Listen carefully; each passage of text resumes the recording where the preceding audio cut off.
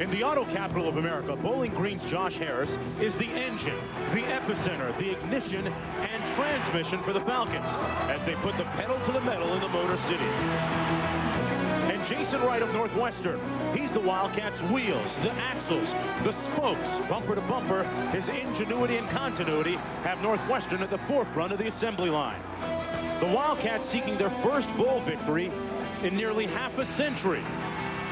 Conference pride is on the line. It's the showdown in Motown. Northwestern, Bowling Green next. Inside Ford Field in Motown, Detroit. It's the 7th edition of the Motor City Bowl and the second meeting all time between the Northwestern Wildcats coming in at 6-6 out of the Big Ten and Bowling Green out of the Mid-American Conference at 10-3. And here come the Northwestern Wildcats with a fast and furious finish to end the season, winning 4 out of their last 6 games and trying to disprove all notions about whether they belong in a bowl game. That is their motivation today. And Bowling Green out of the Mid-American Conference, a conference long shunned but shunned no more, trying to gain more respect for the conference today. The kickoff is next.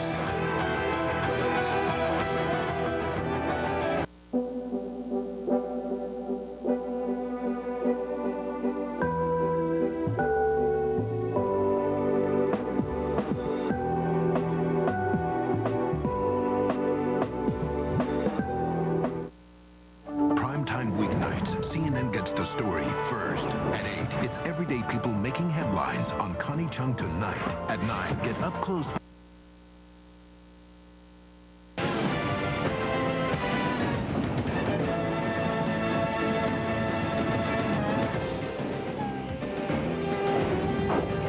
Inside Ford Field, and welcome back everyone to the Motor City Bowl. It's Northwestern against Bowling Green. The last time these two teams met, they put up almost 100 points on the scoreboard, and the Motor City, a couple of teams that are going to be trying to find and to press that accelerator early and often. I'm Mark Jones along with Bob Davey. Holly Rowe joining us in just a few. Season's greetings from all of us at ESPN to all of you at home. Now, Bob, let's talk about Bowling Green quarterback Josh Harris. He doesn't live in the land of major hype and big billboards at Times Square, but through sheer talent, he's forced the spotlight to shine brightly on him this year. Well, Mark, Greg Colby, Northwestern's defensive coordinator, is playing against Josh Harris.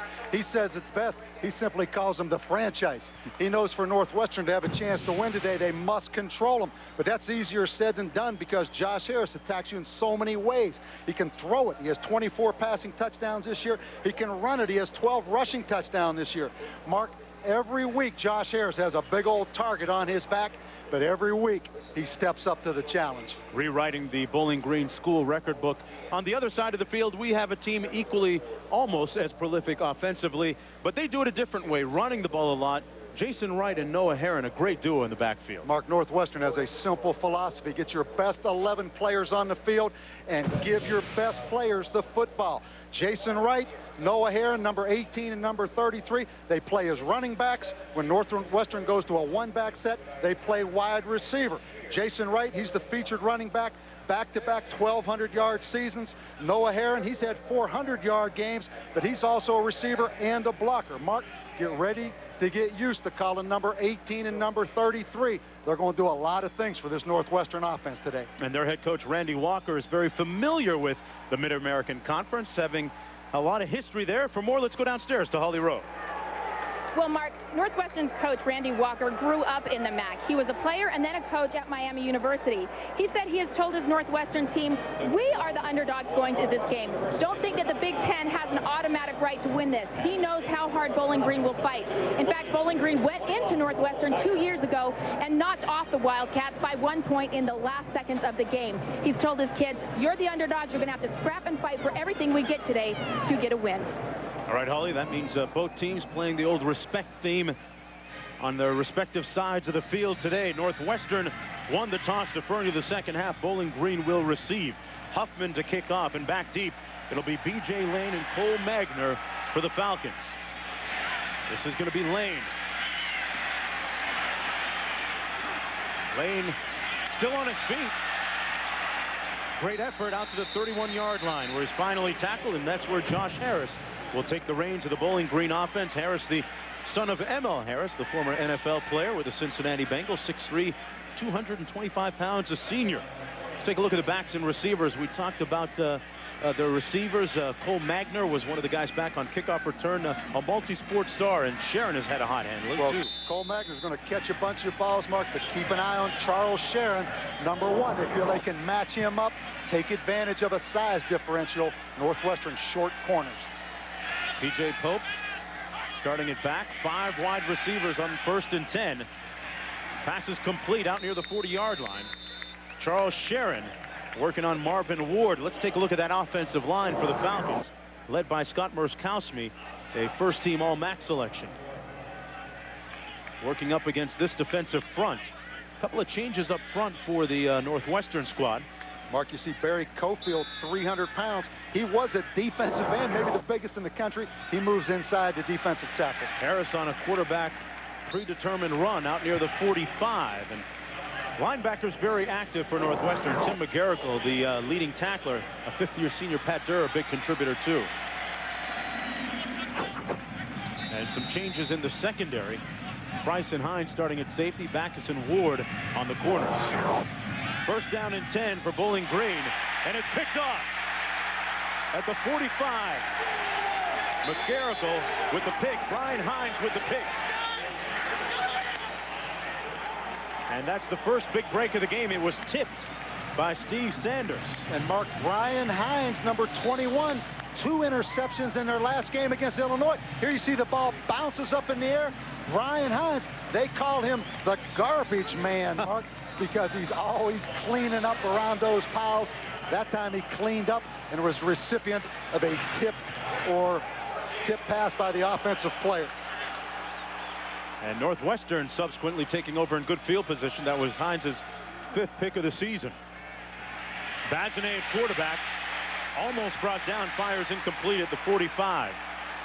Britt Bazinet, a 6'2", 200-pound sophomore, had troubles with his interception and completion ratio this year, through 12 picks. Backs and receivers, we talked about the 2 prolific backs, Wright and Heron, and Kunle Patrick is approaching an NCAA record with consecutive catches. And Wright and Heron introduced as running backs, Mark, but here you see them in a 1-back set. Noah Heron actually out there at receiver.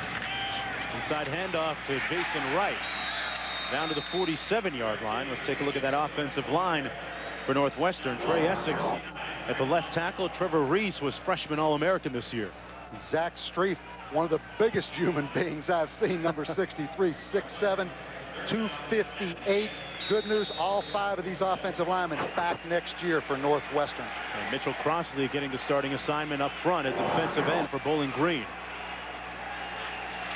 Nose of the ball resting at the 47. Bazinet incomplete, threw it behind Roger Jordan at the 38-yard line. Take a look at the linebackers now for Bowling Green. They've had some changes there. Mark, Daniel Sales was the starter the first 5 games. He was injured. He is back now, which means T.J. Carswell, who was the outside linebacker, goes back to his original position of safety. Also, Keon Newsom goes from safety to corner. A lot of changes in that secondary after the Miami game, in which Ben Roethlisberger torched them. Huffman punting, not one of his better efforts. He'll try and get it inside the 20. It's fielded there. Sharon out to the 27-yard line, and Bowling Green will have its second offensive sequence coming up. And we're going to take a break. Underway here, the 7th edition of the Motor City Bowl. Josh Harris going to try and keep his offense on the field after throwing the interception the last time around. 13-11 to go in the first period. We'll be back right after this. Stay at 8. It's all part of Capital One Bowl Week on ESPN. Welcome back, everyone, to Detroit and Ford Field. Bowling Green and Northwestern, zeros on the scoreboard. First down and 10 for the Falcons at their own 27-yard line. They threw an interception on their last possession.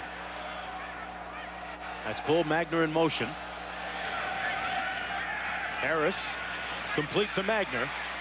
Gets out over the 35 and brought down to the 36-yard line. Mentioned that the last and only other meeting between these two teams resulted in quite a shootout, as Bowling Green rallied with 29 29 fourth quarter points, Bob, to come back, and really was a coming out party for Harris. Unbelievable game, Mark. And Bowling Green had 618 yards in that game. And really, it was a game that was scheduled because of the September 11th tragedy.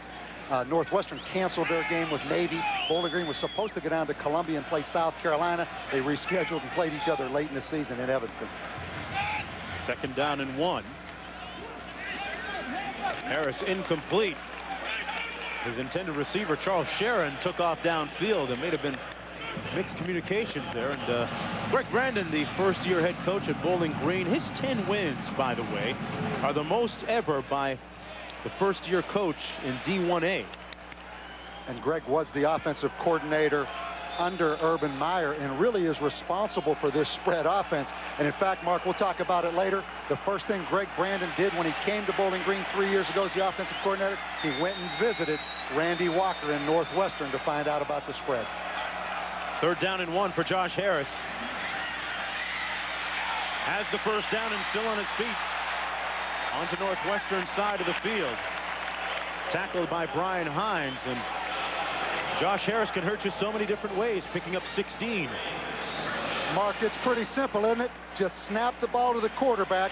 Everybody zone block with the lead blocker and let a 235-pound slash quarterback running back take off and run the football. There you see him run through the arm tackle of Pat Durr, number 3. Interesting in this game, Mark, Northwestern playing a 3-man front, a 3-3-5 defense, something they've not done a lot of this year. Handed off this time to P.J. Pope.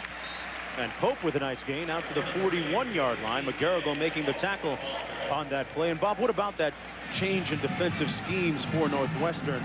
What are the pluses and minuses of that? What does it do? Mark, first of all, Northwestern normally a 4-down team, but they felt like it's a little bit too easy to identify where the shades are or which side the defense is sliding to in the prototypical 4-man front. So see, here you see them in a 3-man front, and they're going to use these linebackers to give Josh Harris different looks. See how Bowling Green counters offensively. They hand it off. And Pope lucky to get back to the line of scrimmage. For more on the Bowling Green offense, let's go to Holly.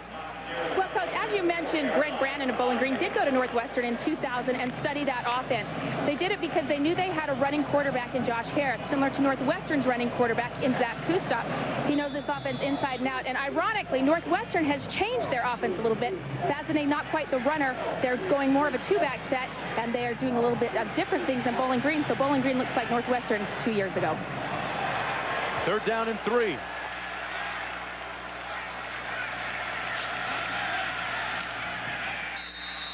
Harris complete to Magner at the 35-yard line. Cole Magner, a two-sport star at Bowling Green University. He was actually the starting guard for the second half of the basketball season last year, and he will be joining Dan Dontich's hoop team January 3rd as they play Eastern Michigan. Mark, and you don't see this very often. That AK right there, out of Alaska. Not many guys in college football out of Alaska. But hey, this guy had 13 catches against Ohio State, 168 yards, 8 catches against Purdue. And that last time these two teams played in 2001, had the 2-point conversion reception to win the game. Looking for a big day today. That pass incomplete. Intended for number 12, Steve Sanders. Broken up nicely by Brian Hines. Brian Hines has figured prominently in the second half of the season in that secondary for the Wildcats. Came into Northwestern originally as a walk-on. Has really done well for himself. Well, he mentioned 2 big interceptions against Illinois in the last game, and probably the turning point of this season, had a big interception for Northwestern in the end zone against Indiana, a game they hung on to win in overtime. 2nd down and 10.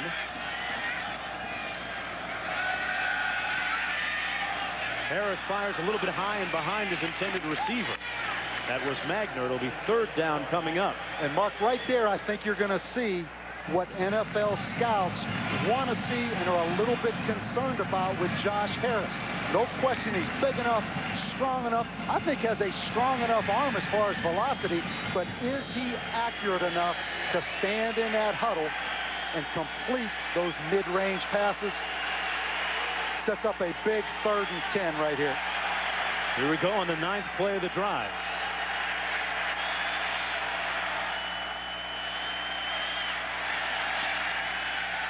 They set up a screen. Pope out of bounds, short of the first down, run down by the big defensive lineman, Luis Castillo. And it'll be 4th down. Now, Bowling Green has a pretty good field goal guy in Sean Suiza. Made 16 out of 24 kicks on the year. But Mark, they also have a pretty good threat right here, running and throwing in number 5, Josh Harris. Look for Bowling Green. Go empty, spread them out. Always the threat of run with Josh Harris in the backfield. 14 to 22 on 4th downs this year. Looks like Northwestern straight man-to-man coverage, Mark, coming after him on the blitz. Harris under heat and sacked back at the 42 by Lauren Howard. The honorable mention all Big Ten selection at defensive end. So Greg Brandon gambles, and it fails to pay off. That's the 19th sack for Northwestern this season, the 8th for Howard.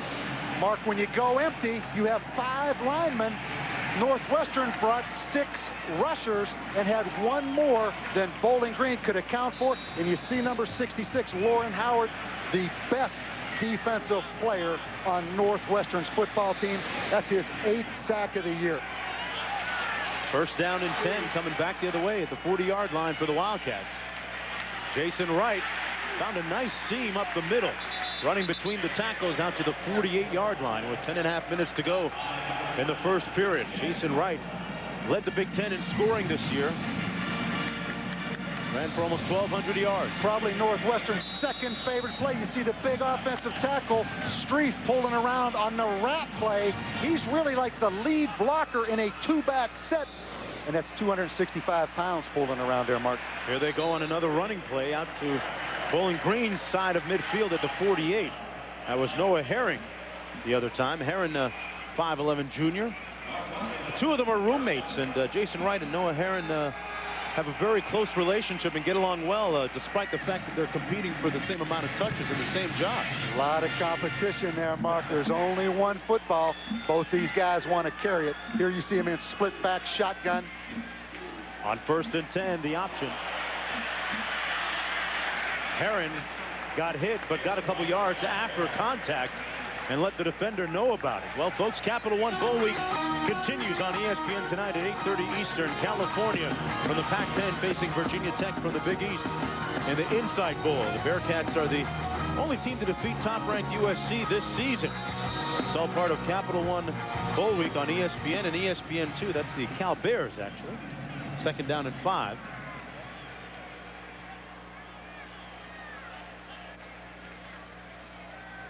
Bazinet keeps it himself. Brought down near the line of scrimmage at the 42. About 3 yards short of the first down. Brian Gardner making the stop.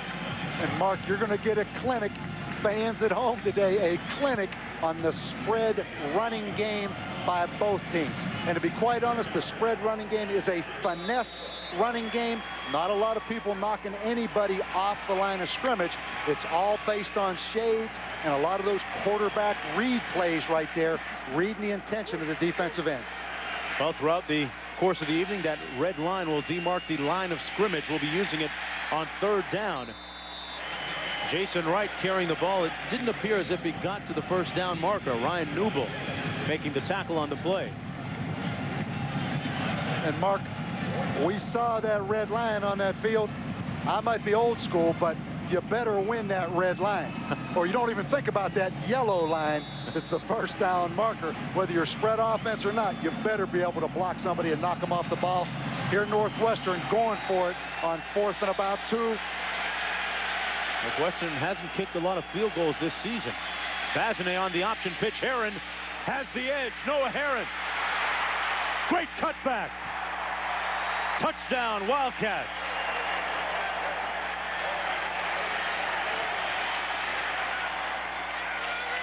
Noah Herring got the edge, courtesy of a couple of good blocks by his receivers downfield, and scores from 40 yards out. An added dimension to Northwestern spread offense, Mark. The 2-back option game. Excellent block, as you mentioned, by Kunle Patrick, the wide receiver downfield. You can't convert any better or bigger on 4th down than what they just did.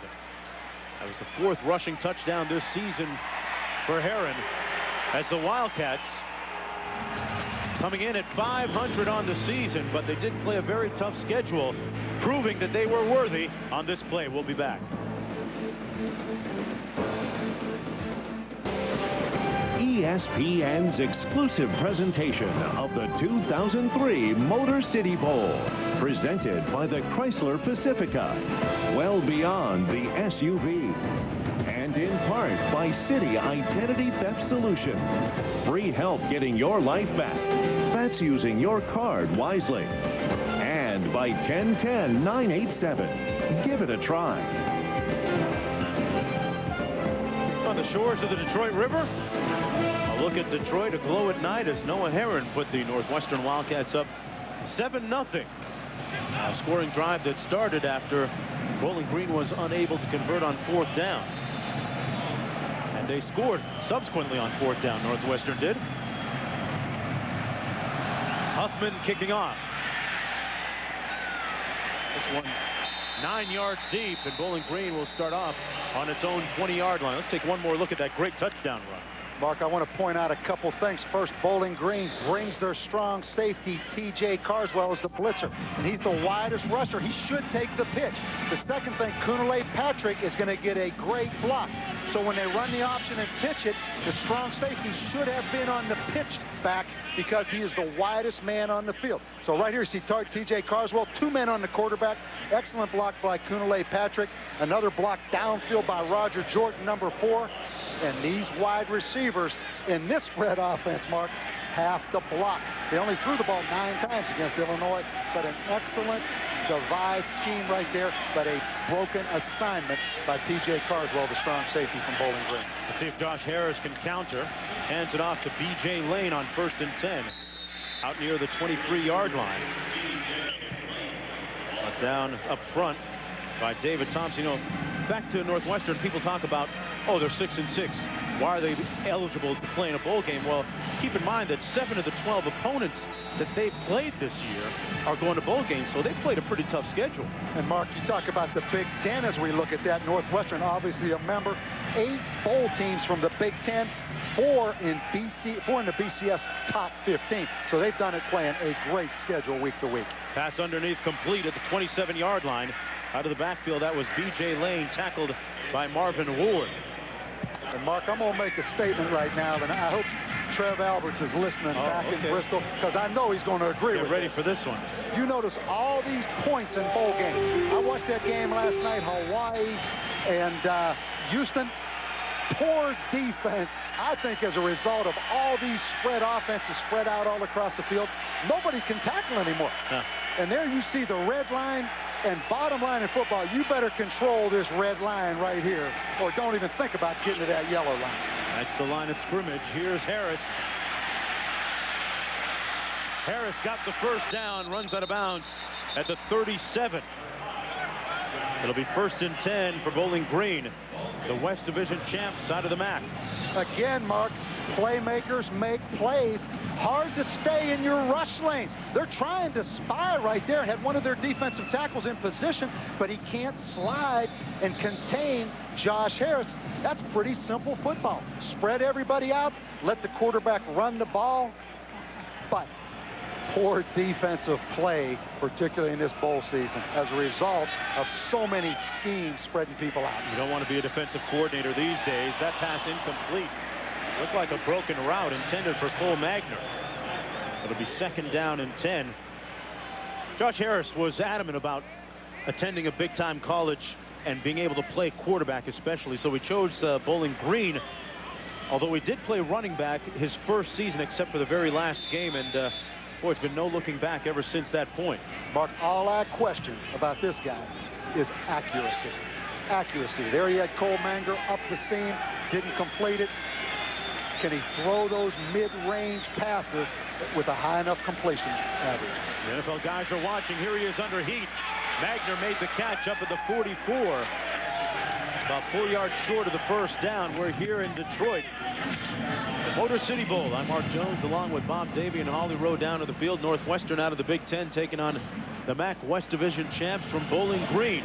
We're in the first quarter. It's 3rd down and 4 to go. And season's greetings from all of us here at ESPN to all of you at home. That's a bad-looking beard on that Santa. Santa's got to He must have got that the day after sale, Mark. That was a knockdown price on that beard, man. Somebody. Flea market Santa. Again, we see that red line. Look at the separation between the offensive and defensive linemen. Defensive linemen crowd the red line. Offensive linemen back off it. Complete to B.J. Lane. And he got the first down out at the 50-yard line. If you're just joining us, the key play of the game so far came on this 4th down conversion. The option pitch to Noah Harris.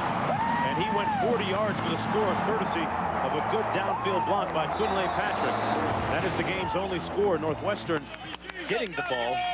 The result of Bowling Green unable to convert on its 4th down. Randy Walker's team really turned it around the midpoint of the season after the overtime win against Indiana. Again, Bowling Green empty, just spreading Northwestern from sideline to sideline. Harris has time. Lobbed it up for Magner, and it's incomplete at the 34. Good pressure up front by Northwestern and Pat Durr. He's 2nd down and 10. Mark, we look at Pat Durr right there, 2nd leading tackler, 48th game he's played in. Came back from a serious knee injury he had against Air Force 2 years ago. Actually, he plays the Mike in their 4-man front. He plays outside linebacker in this 3-3-5 defense. That's why you see him rushing so much in this football game. He's actually an outside linebacker today. Bob looking at 2nd down and 10 now. Handed off to B.J. Lane from Harris, and Harris, a husband and a pretty devoted one, isn't he, Holly Rowe? That's right. Josh Harris got married this offseason because his girlfriend, Tammy, was graduating from Ohio State where she was a high jumper. They didn't want to live together, but she frankly needed a place to live, so they decided to get married. She's here at the game today, and I said, have you helped Josh at all with any track skills, any running? She said, oh, no, I don't mess with that. I'm just a high jumper. I let him do what he does on the field. He's a quiet guy to a fault. Got married and came back to school. Really didn't tell anybody about it. 3rd down and 12. Mark, and he's going to have some time here at Northwestern rushing 3. Keep an eye on that red line because he's going to scramble around right here. Harris looking up top, going downtown. Incomplete, broken up at the 7-yard line. Intended for Charles Sharon, and Marvin Ward was there to make the play. Marvin Ward with 3 picks on the season, almost had one there. And Bowling Green wanted to match Charles Sharon up, but they wanted to do it on Jeff Bacchus right here. You see the ball underthrown. Good job by Marvin Ward right there, throttling down and then getting his hands on the football. Charles Sharon wanted interference. I think that's a good no call, though. Let him play. I'm with you on that. Nate Fry into punt, averaging almost 40 yards per punt this year, and Kunle Patrick standing on his own 16-yard line. We thought we'd see Mark Fillmore back returning punts for Northwestern. He's back from an injury he had late in the season, and this is a great coverage punt right here. Patrick fields it at the 7. Passing on the fair catch and brought down at the 13-yard line. A 45-yard punt and 7 yards on the return. Brett Bassney's team up by touchdown when we return. On behalf of General Motors, it's my pleasure to welcome you to the Motor City Bowl. We're proud to be a presenting sponsor of this great Detroit holiday tradition. This event has become a showcase for the renaissance of Detroit, home of GM's world headquarters. Everyone at Ford is proud to help bring you the Motor City Bowl. This year, we celebrated 100 years of being a vital part of the Detroit community. Ford and Detroit are both looking forward to an exciting future together, with events like the 2006 Super Bowl. It's an honor to be a presenting sponsor of this year's Motor City Bowl. This is the 7th year that Detroit has hosted this Gridiron Classic, and each year is better than the last. Thank you for joining us. From everyone at Daimler Chrysler, happy holidays and a happy new year to you and your loved ones. Enjoy the game. All right, and this is certainly the place to be if you're looking at buying an automobile or even receiving one for Christmas. Santa never hooked me up quite that way, but I'm sure somebody on this planet did. 1st down and 10 for Northwestern. Here's Bazinet out near the 20-yard line, brought down at the 19 by Javon Burks, the linebacker. Northwestern's offense getting it done on the ground this year, 28, but Brett Bazinet has struggled subsequently throwing the ball. 4 touchdown passes versus just 12 interceptions. Second down and 2. And Mark, 444 yards rushing against Illinois in their last football game. So Jason Wright got the first down. Out near the 24-yard line. Mike Thaler making the stop on the play. Randy Walker, the present head coach for the Northwestern Wildcats. And here's a look at some of the people that departed after the regular season. And Mark, why this is a factor, the 2 offensive coaches both signaled in the play call and the formation. So they have 2 new offensive signal callers on the sidelines today. A live dress rehearsal for them. Bazinet back to pass. Complete at the 25. Jason Wright made one guy miss and gained another 4 yards after the catch out near the 25-yard line. And I'll tell you what, Mark, we get a chance here to watch these coaches signal in. Coaches are paranoid. So when you have coaches leave that know all those signals, I promise you, Northwestern, even though they trust those guys and they're good, loyal guys that left, you change your signals for the bowl game. There you look at Garrick McGee, who incidentally played at Oklahoma in his first game on Northwestern sidelines. Second down and 4. That's right out over the 30-yard line. And for more on the change in the coaching staff at Northwestern, here's Holly. Well, guys, as you said, there's some new coaches. Kevin Johns is the main signaler here right behind me. Now, he was a former grad assistant, although the signals have changed dramatically since he left. What they're doing right now is doing it off number systems on their wristband. So all they're signaling in right now is a number. Then Bazinet looks at his wristband, as he did just then, and calls the play. It simplified things a little bit, but Garrick McGee, as a former quarterback, said they did have to spend some time practicing together, but they finally got it. All right, Holly on 3rd and 3. Complete to Jordan. He got the first down, and whatever they signaled in that time certainly worked out at the 37-yard line. And Bob, you can't say paranoid coach. That's redundant. Exactly, Mark. Good point. And one thing about those wristbands, I always hated using those wristbands because you have to look down at them, and you take your eyes off the field, and I hated doing that. And also players, you know, the quarterback hates looking down at those wristbands as well. So it's a little bit overrated, and when you get a little bit older, you can forget about those wristbands because there's some small type on those things. Bazinet out into the open space. Getting a good downfield block. Bazinet all the way down to the 43-yard line. Brandon Horn, the wide receiver, gave him a nice block on the edge for the 19-yard pickup. And Brett Bazinet, Mark, he's playing well in this football game. As you see him just escape the blitz, shows his athleticism, but a lot of competition coming into this game. In reality, he struggled late in the season. Alexander Webb, the freshman quarterback, a lot of reps during practice for this game. So he needs to play well, but he's going to be over there next to Randy Walker. Jason Wright down to the 37-yard line, got about 4 or 5. Well, tomorrow, NFL double coverage weekend kicks off on ESPN with an NFC matchup. Philadelphia Eagles looking to win the division title as they close out the regular season against Washington. Sunday, Jamal Lewis needs 48 yards to become the 5th player in NFL history to reach 2,000 yards when Baltimore hosts the Steelers. Both games available in high definition on ESPN HD. And I'll tell you what, Mark, kind of like the NFL's rendition of the BCS. Every one of those games matter now. Who gets in as the wild card in the playoffs? Yeah, they're already in playoff mode. That time it was Darrell Jenkins chopped down in the backfield. Good tackle by T.J. Carswell that time. And Mark, you see both these defenses really playing pretty well, and I do think that's a result of them being extremely familiar with each other's offense. We talked about Greg Brandon going and visiting Northwestern. That's something a lot of people don't understand, I'm sure, in the business world where it's so competitive. The coaches really do exchange a lot of information in the offseason. I'm not sure it's such a good idea if you may have a chance to play them down the road, though. It's like Ford going to Chevy and finding out how to do business. Pass at the 24-yard line, and looks like they're going to rule it a catch. By whom, we're not sure. Bowling Green saying they have a pick, but it's going to be a first down for Northwestern. In amongst the traffic, Mark Fillmore. Well, there's Mark Fillmore, the talented receiver. Let's take a look at this. No question. Mark Fillmore right there wrestling the football away from Jansen Patton, the fine All-American defensive back from Bowling Green. First down and 10 at the 24. On the reverse, Heron. Heron tackled at the 17-yard line.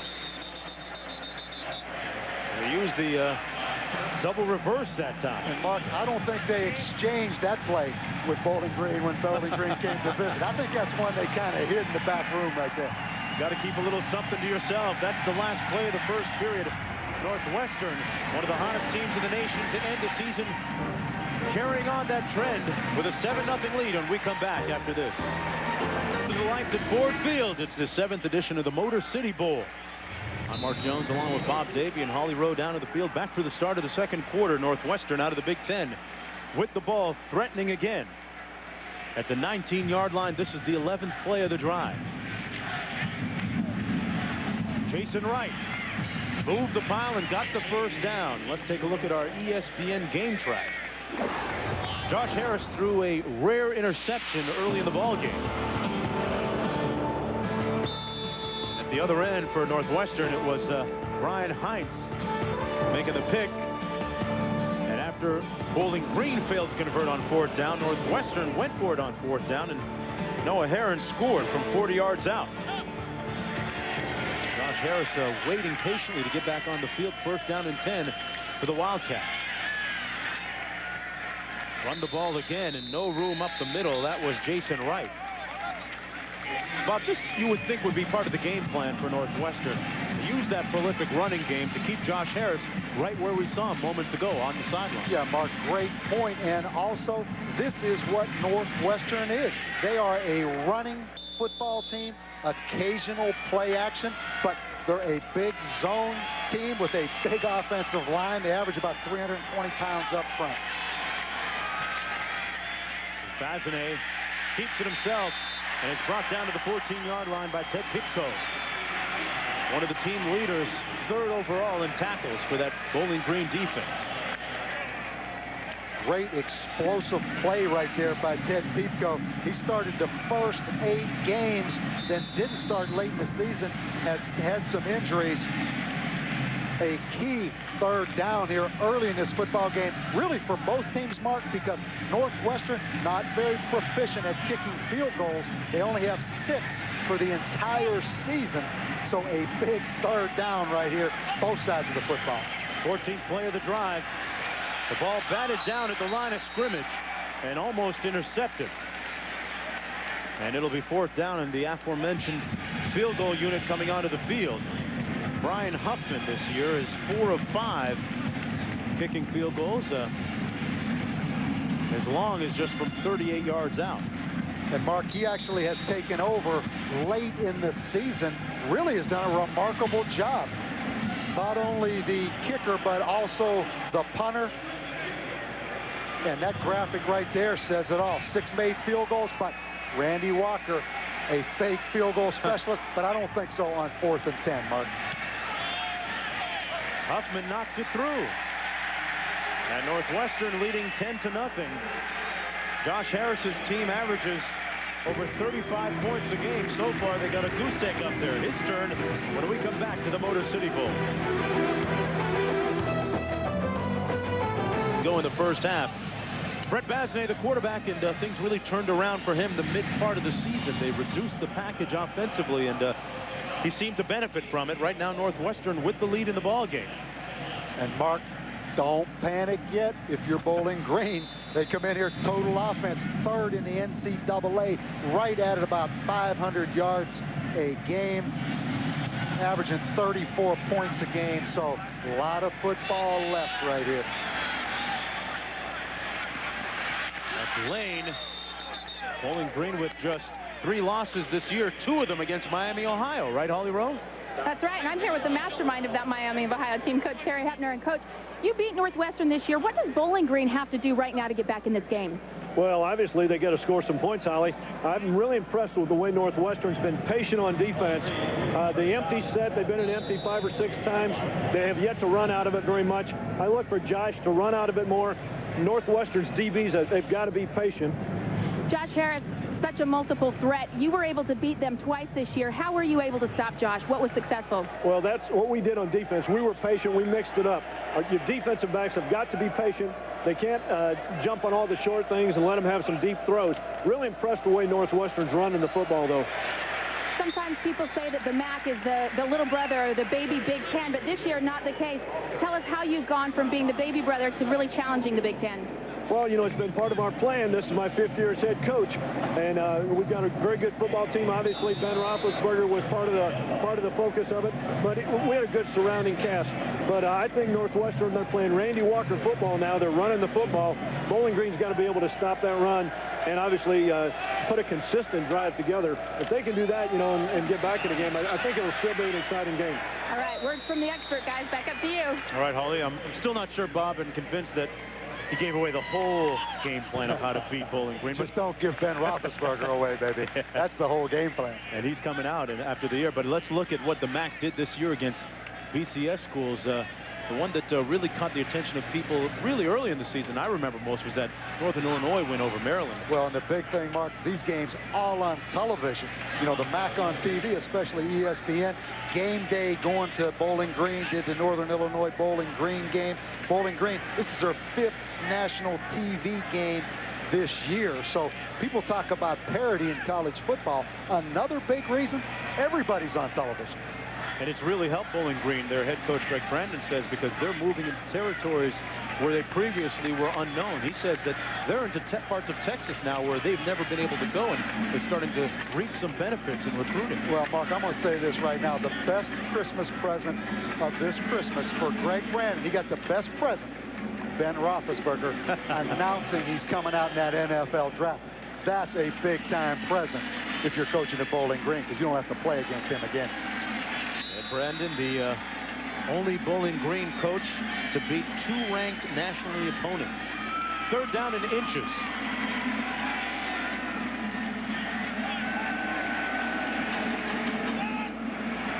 Harris working out of the shotgun.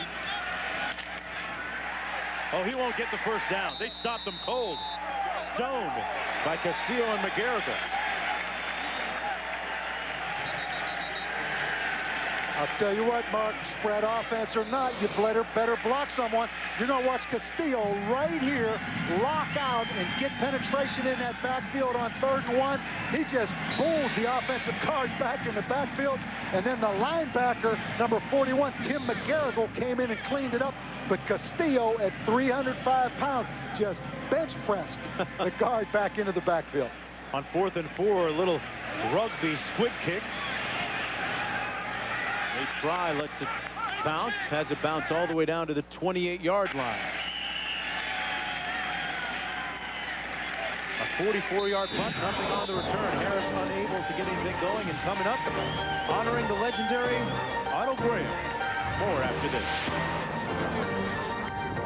EN's exclusive presentation of the 2003 Motor City Bowl, presented by the next Ford F-150, built Ford tough, and in part by the League of Extraordinary Gentlemen. Own it on DVD today. And by City Identity Theft Solutions, free help getting your life back. That's using your card wisely. Northwestern, the decided underdog coming into this contest right now with a 10-0 lead and possession of the ball. 1st down and 10 from its own 28-yard line. Bazinet hands it off to Jason Wright. Into the boundary, out of bounds at the 31-yard line, brought down by Mitch Hewitt. Well, the football community and the Northwestern football community losing one of their greats a couple of weeks ago. Otto Graham passing away, former quarterback at Northwestern from 1941 to 1943. Later went on to play in the National Football League with the Cleveland Browns. Northwestern losing one of its best ever. 2nd down and 7. Bazinet keeps it himself. Got about 2 in for more on Otto Graham. Let's go downstairs to Holly. Well, guys, as a tribute to Otto Graham, today the Northwestern players are wearing a sticker on the front of their helmets that says simply Otto. Now, you might wonder why players would remember or recognize a guy who played so long ago. Well, every single time they walk into the Northwestern building, there's a huge trophy case that he donated, lots of paraphernalia. He has been a huge part of the Northwestern family. Ironically, he never had a football scholarship. He had a basketball scholarship. The coach saw him play hoop, said, come on over to the football team, and the rest is history. So a lovely tribute to Otto Graham. Yeah, sure is, Holly. 3rd down and 6. Bazinet fires. Incomplete. Jelani Jordan breaking it up. It was intended for Roger Jordan. A dangerous throw, almost picked off. Mark, a real poor throw right here by Bazinet. You see Jelani Jordan break on this football. It's underthrown. Jelani Jordan actually benched this week. He's coming into the game right now in their nickel package, but he was the starting corner. We mentioned the move of Keon Newsom to corner, replacing him. So Jelani Jordan gets on the field in the substitution defenses. Sharon is back deep. Northwestern's done a good job all season covering punts and kickoffs. Here's Charles Sharon, weaving his way through traffic out to the 33-yard line. A nice return by him. A 13-yard return on a 48-yard punt. And hey, no matter which team you think is #1, the only place to see them is on ABC. New Year's Day, 4:30 Eastern, top-ranked USC look to prove they're national champs when they face Michigan in the Rose Bowl game presented by Citi. Look at the BCS standings presented by Allstate. Mark, Bob, I disagree. If you don't win your conference championship, you should not be playing for the national title. Oklahoma. Well, Mark, let me say this. Oklahoma had an unbelievable year. And I think as a coach, you appreciate how difficult it is to go in there and play in a conference championship game in the state of Kansas against a Kansas State team who a lot of people didn't think had a chance. So I disagree with you on that. I think the fact that Oklahoma won as many games as they did convincingly throughout the year, it's difficult to go play in a conference championship game. They are still the best team in the Big 12. I think still the best team in the country, regardless of what happened that night in Arrowhead Stadium. I think one of the postulates, though, of college football is that as the season goes on, every game counts. And at some point, no matter what you do during the start of the season or the middle part of the season, it's at the end that counts. And either way, Oklahoma's going to get to play. They're going to get to play for the national title. But like we said in that promo a moment ago, USC says, hey, we got to share this thing, too. And, Mark, I like to spread it around. I like the fact there are 2 great national championship implication bowl games. And that USC-Michigan game, that is a big-time game. 2 traditional powers, one from the Midwest Big Ten, one from the Pac-10. A lot of flashy skill players in the game. That's a great game. It's hard to top that. 2nd down and 8 for Bowling Green. On Northwestern side of midfield, Bowling Green's offense has been stunted so far. Josh Harris sacked back at the 49 by Pat Durr. The 5th-year senior coming back from a serious knee injury, just like his linebacker coach Pat Fitzgerald did back in the day when he was playing at Northwestern. And I do think this 3-3-5 defense, you notice right here, 3 down linemen, and now they're going to bring Pat Durr from the weak side. I think that's confusing Bowling Green. And right there, a poor job of pass protection by number 67, Andy Grubb. But Pat Durr, normally the micro middle linebacker, now the outside linebacker, Mark, and that's too much grass or artificial grass between that red line and that yellow line for Bowling Green. 3rd down and 9. Harris underneath complete. And a great run after the catch for the 1st down by P.J. Pope, who gets all the way down to the 30-yard line. And man, did the turbo kick in quickly after he made that catch. Pope might be the most unheralded player on the team. And Bowling Green didn't know much about P.J. Pope. They signed him to a scholarship. Not a real highly recruited guy, Mark, but he went and played in the Ohio All-Star game. And Earl Bruce, longtime Ohio State coach, had a chance to see that game. He called Urban Meyer and told him, you've got a sleeper there. He was the best player in that game. And I like P.J. Pope. You mentioned he's explosive, Mark. 1st down and 10 for Bowling Green, still trying to get on the scoreboard. run a little counter, but nowhere to go. Nice play by Jarvis Adams, the free safety. Pope brought down right near the line of scrimmage. And you notice, Mark, how multiple Greg Colby is, as we see number 58 Warren down with an injury, but how multiple Northwestern is. Jarvis Adams, the safety, number 23, coming from a deep safety position up on the line of scrimmage, blitzing on the weak side. So Greg Colby doing an excellent job with different schemes. Northwestern experiencing a great midseason turnaround. Bob, we saw Northwestern earlier this year against Purdue. Save for a couple of untimely turnovers, they played neck and neck with the Boilermakers. We'll be back with more right after this. First game of next season because of so much time between the last football game of the 2003 season and the bowl game, as we see Bowling Green motion to empty here out of this bunch set. Pope. Oh, good play. Sanders down to the 2-yard line. Sanders, number 12, accelerating once he caught it. And it'll be 1st and goal for Bowling Green. And Mark, this is really the first bubble screen we've seen. And Bowling Green takes Pope, the running back, sends him in motion. And right here, the bubble screen thrown behind his line of scrimmage. You're going to see Pope downfield blocking right here. Excellent job by Cole Magner and Pope. Downfield blocking. And the bubble screen, as long as it's thrown behind the line of scrimmage, you're allowed to block downfield with the ball in the air. 1st and goal. Harris on a predetermined run. Touchdown. And Bowling Green is on the board.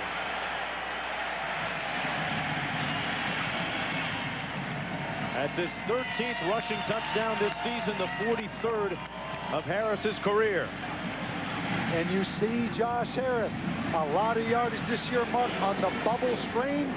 He comes back and runs the quarterback trap like he's a tailback. So you are seeing Josh Harris do what he does best. His wife, Tammy, the former Ohio State high jumper, watching. And Bowling Green now within a field goal of Northwestern after starting off very slowly. That drive giving them a little encouragement.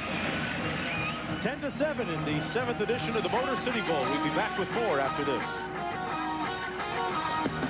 The only other time they met, they put up 85 points on the board, far below that pace at the moment.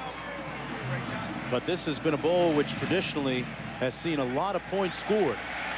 We're here at Ford Field in Detroit. I'm Mark Jones along with Bob Davey and Holly Rowe. It's the Big Ten against Mid-American Conference, and right now it's Northwestern with the lead. Bowl directors and officials have big hopes for this bowl game. An onside kick tried. Usually it's Northwestern trying the trickery, but this time it was Bowling Green. Greg Brandon trying something a little different. Well, Greg Brandon is known. Free kick out of bounds by the kicking team. The receiving team has elected to take the ball at the out of bounds spot. 1st down. Going to be good starting field position for Northwestern then. And Bowling Green, Greg Brandon is known for trick plays. That time, Mark, he put Keon Newsom, the fine athlete, cornerback / free safety, out there on the boundary and tried to pooch it and let him catch it in the air. But you see the great field position that's provided for Northwestern. Here's the counter, Jason Wright. Wright keeps those legs moving so well, Bob, all the way down to the 47-yard line. Brought down by Jason Morton. Jason Wright. Mark, this time Northwestern runs the counter. They pull the guard and the backside tight end around in motion. Start action one way, and Jason Wright cuts back the other way. But going back to that onside kick by Greg Brandon, I do not like the timing of that. 10-7, they've kind of scratched and clawed back into this game. Nothing's come easy. I don't like giving Northwestern this great field position right here. And Jason Wright will get a 1st down at the 41-yard line. Could come back to haunt Bowling Green. For more on Jason Wright, let's go to Holly. Well, guys, Jason Wright is a remarkable young man. In 2000, he was sitting on the bench not playing much, and he said, I was just taking Northwestern's check and running with it. He wasn't committed to the football program, but in 2001, he rededicated himself. led the team in all-purpose yards, and this season has gone for over 1,000. Not only that, but he is a brilliant student. He took the MCAT preparing for medical school, missed spring ball because of it. He scored a 33, which is 92 percentile on the MCAT. So getting it done both on and off the field, Jason Wright. I guess if the NFL doesn't call, there's always orthopedic surgeon or cardiologist or some kind of big-time doctor position you can hold, Bob. I think he has a chance to play in the NFL, and he's so versatile. You see him going in motion here. He was a wide receiver, Mark. May not be the fastest guy, but he's productive. Basney down to the 38-yard line. Morton making the stop on the play. And back to Jason Wright, Bob. Any athlete, student athlete, that uses words like tertiary, he's down with me. He can roll with me at any time. This guy, I've listened to a few of his interviews, and he can talk with the best of them. Well, you're not going to lead me into that conversation. That's between you and Jason Wright.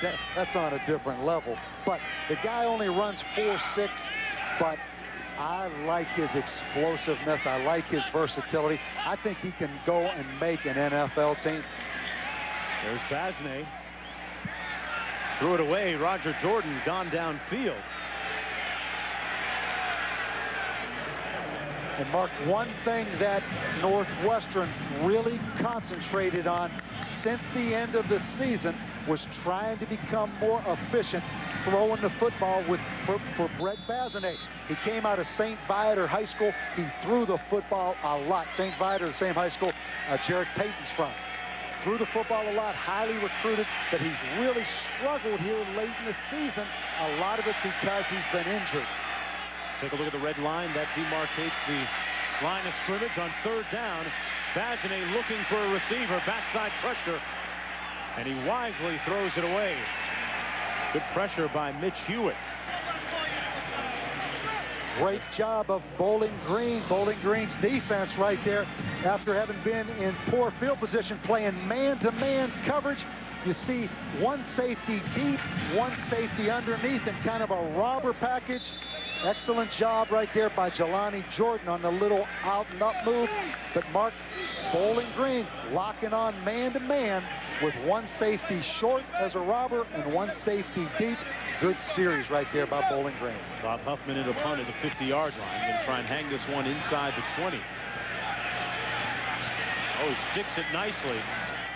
And Northwestern, as I mentioned earlier, doing a good job covering kicks and punts on the season. Time now for our AOL rushing matchup. Northwestern second in the Big Ten, a little over 200 per game, and Bowling Green leading the MAC at over 204 per contest.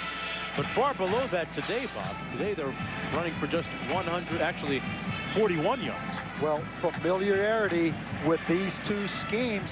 We mentioned early, this is a finesse, kind of a trickeration, kind of a running scheme. Both these teams and both defenses, Mark, play against this every day in practice. So the team that wins this game is going to have to make some plays throwing the football. Well, Josh Harris, speaking of throwing the football, was 3 of 3 on that last scoring drive. Keeps it himself on the predetermined run out to the 17-yard line, where Pat Durr brings him down. Sense that Josh Harris in the offense starting to get untracked a little bit. And watch Josh Harris right here at 235 pounds. Step over. Big, strong quarterback. He's going to be playing in the Senior Bowl after the season. Dropped 10 pounds last year, got in better condition, dedicated himself a little bit more, and it's paid off when you look at his statistics. 2nd down and 2. Harris keeps it again. Got the first down and then some. Josh Harris beyond the 30 at the 33. With 5:23 to go, nodding his head, saying, yeah, 16-yard pickup for him. One of the favorite plays of these spread offenses, Mark, right here. They're going to fake the ball to the tailback. Then they run the quarterback wrap with the backside tackle pulling around as the lead blocker. You get an excellent block right here by number 54, Jimmy Williams, on Pat Durr. And then the quarterback slash tailback takes the ball and bounces outside. But misdirection, pulling the backside linebacker. She likes that play, Mark. Oh, she might have called that one. Quarterback wrap. Tammy, his wife, Tammy Harris, watching from the stands. Running it down to the 34 that time was Pope. Brought down by Luis Castillo. Interesting how, you know, as reported earlier by Holly Rowe, Tammy Harris and Josh Harris were looking for a place to live. He wanted to do the right thing and decided that the two of them should get married. Came back and just forgot to tell his coaches about it, Bob. I think he eventually did tell Greg Brandon. I may be cynical. I thought it had a lot to do with getting a present from Greg Brandon. That you can go that way. For the wedding. But he did eventually tell him of his marriage. Quiet almost to a fault at times. 2nd down and 9. He completes it. His game doing the talking right now at the 43-yard line. That was Magner, who was working on Marvin Ward. And Mark, we have to tell the story about Cole Magner. We mentioned he's from Alaska. Urban Meyer takes the head job at Bowling Green. Greg Brandon comes with him from Colorado, where he'd been the offensive coordinator. Magner in Colorado's camp. Greg Brandon comes to Bowling Green, convinces Urban Meyer to fly in Cole Magner. They spent $800 for the ticket, plane ticket, to fly him in from Alaska. Urban Meyer on the eye test said, Greg, you've got to be kidding me. This guy cannot be a Division I player. Ended up being the best $800 Bowling Green's ever spent. Heck of an investment. Harris got the first down. Made it up to the 46, stopped by Brian Hines. How do you get to Palmer, Alaska to Bowling Green? Well, Lewis and Clark couldn't get there. First thing, Mark, you have to have some dog sleds to get you from point A to point B to get on that airplane. See, I've researched this. There is no direct major airline service into Palmer. Palmer, Alaska. Here they have some good salmon up there. Some good salmon fishing. That's his grandfather on the left, and dad on the right. There. You're one of those Caribbean guys. You don't spend any time up north of that border now. Harris going up north. Downtown, a flag on the play, and the catch made at the 20 by Charles Sharon, the other half of that great receiving duel. He was working on Marvin Ward. And Sharon laid out and made the catch. And we've been waiting for this. Charles Sharon, in their last regular season, gave 8 catches for 120 yards against Toledo. They love to get him on the backside of that formation. Great job right there of concentration. Marvin Ward, good coverage, Mark, but stumbling right here late. And Charles Sharon from Palatka, Florida, down there on Lake Okeechobee. There's been a bunch of players come out of Lake Okeechobee area now. 34-yard pickup for Sharon. 1st down and 10. Magner in motion. Magner, he can throw the ball. He's thrown 5 touchdown passes this year. This one's picked off. Picked off by Ward. They went back and worked on Ward one time too many.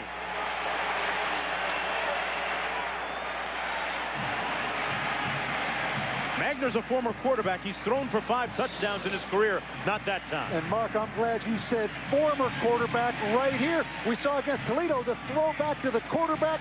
This time Cole Magner tries to go down the field. And Mark, is he colorblind?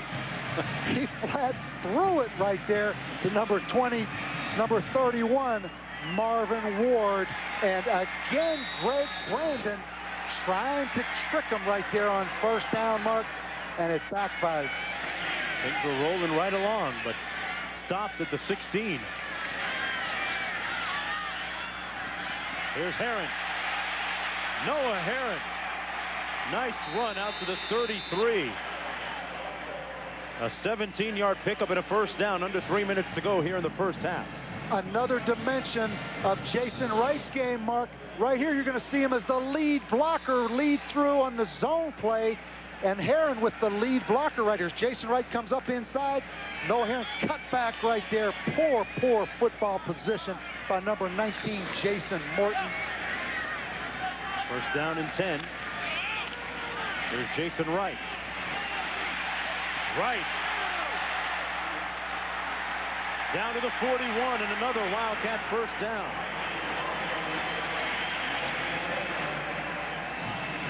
A 26-yard gain by Jason Wright. And you see the explosiveness of Jason Wright right here on the simple zone play. He just flat outruns people. Bob, you say he's 4'6". He looks faster than that. Yeah, what you love, Mark, he goes north and south. I mean, he gives you that 4'6" legitimately every time the ball snaps because he doesn't take many wasted steps. Here's Herron now gaining about 4.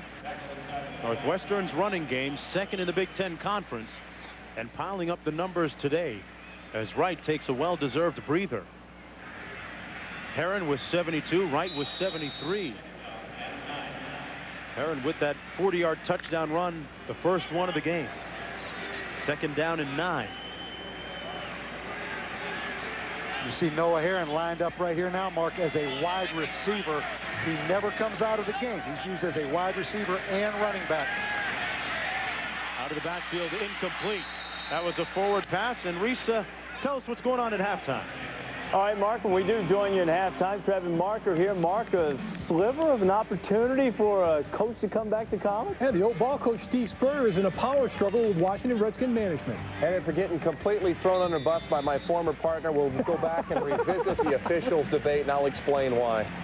You're going to have to explain why. I only try to protect you. We'll have the insight on the insight coming up in a bit, too, guys. Can't wait to hear you at halftime. Third down and 9. Here's the reverse.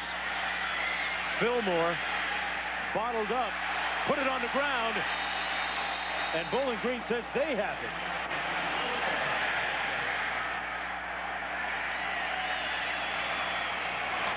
Bowling Green ball.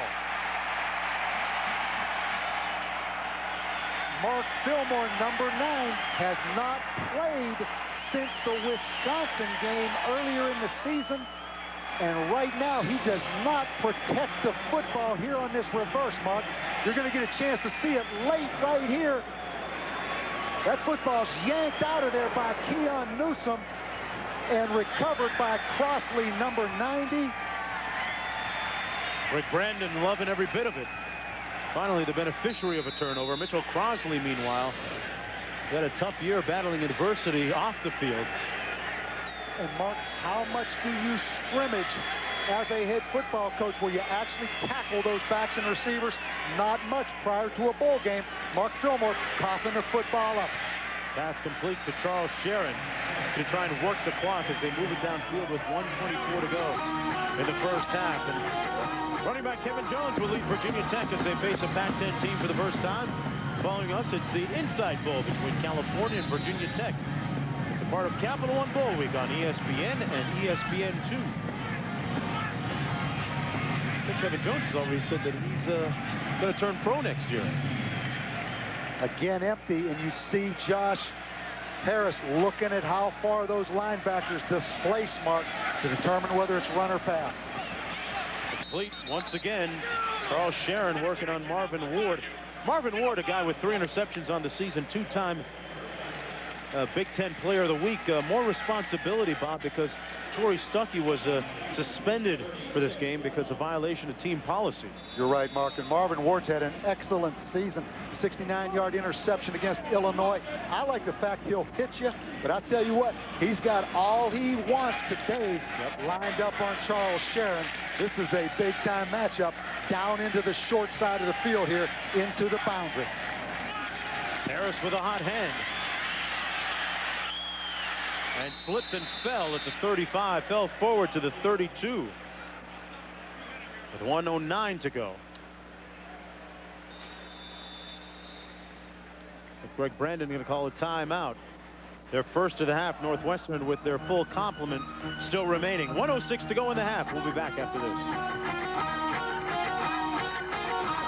Under quarterback Josh Harris starting to heat up a little bit offensively, moving the ball well. He's completed his last 7 passes.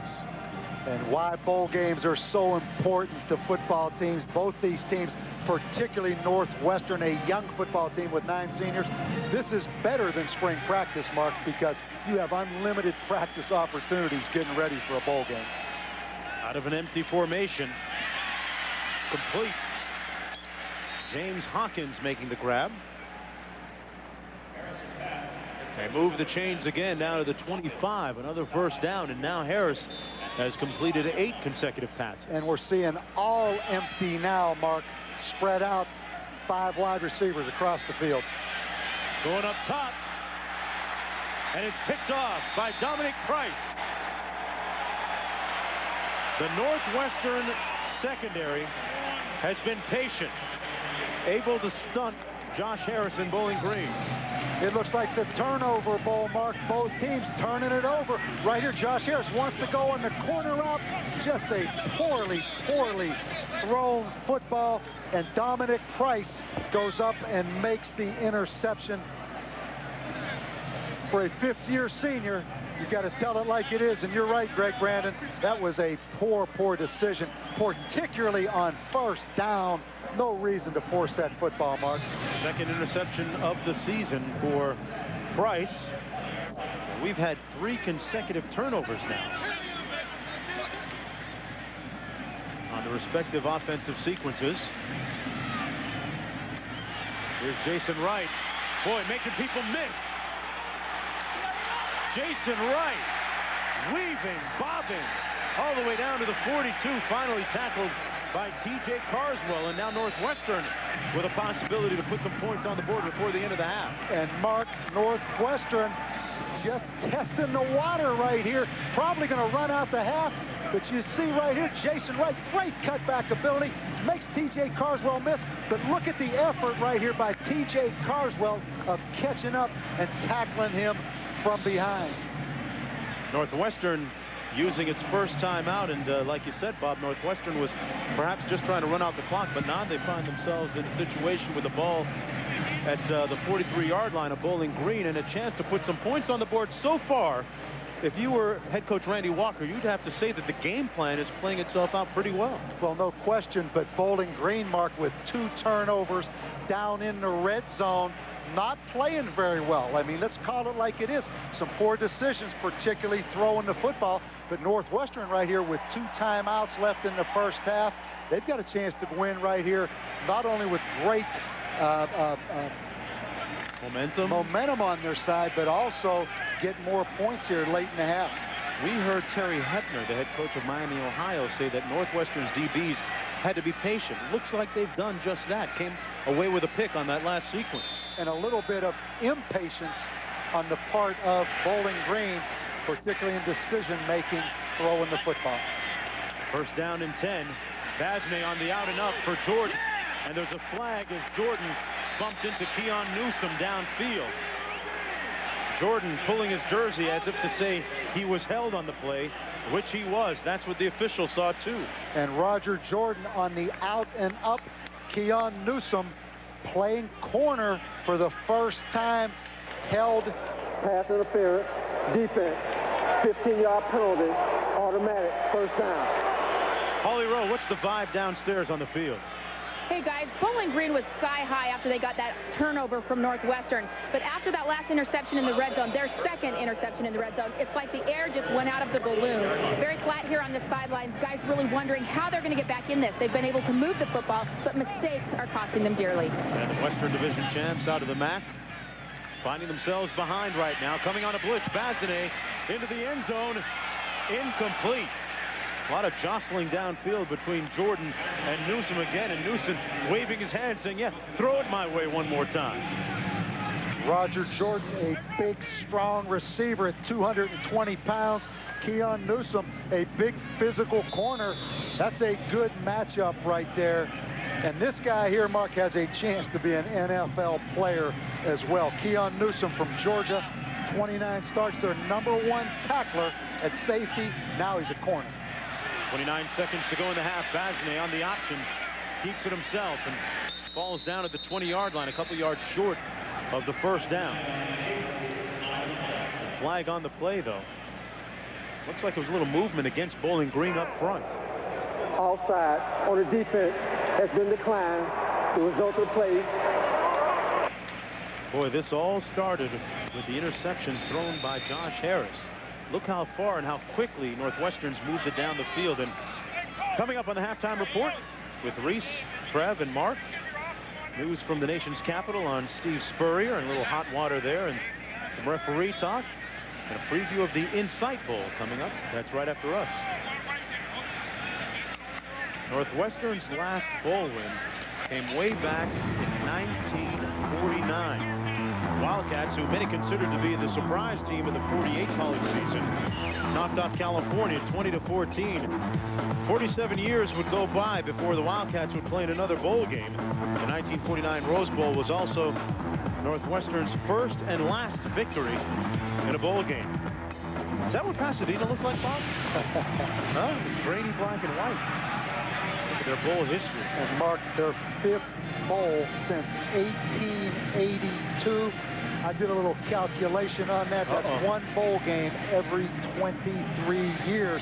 And the last time they played in a bowl game, they got manhandled by Nebraska down at the Alamo Bowl, 66-17. So 5th bowl game since 1882. It puts it in perspective what a fine job Gary Barnett and Randy Walker have done going to bowl games here in the last 10 years. Let's go downstairs to Holly for more on that.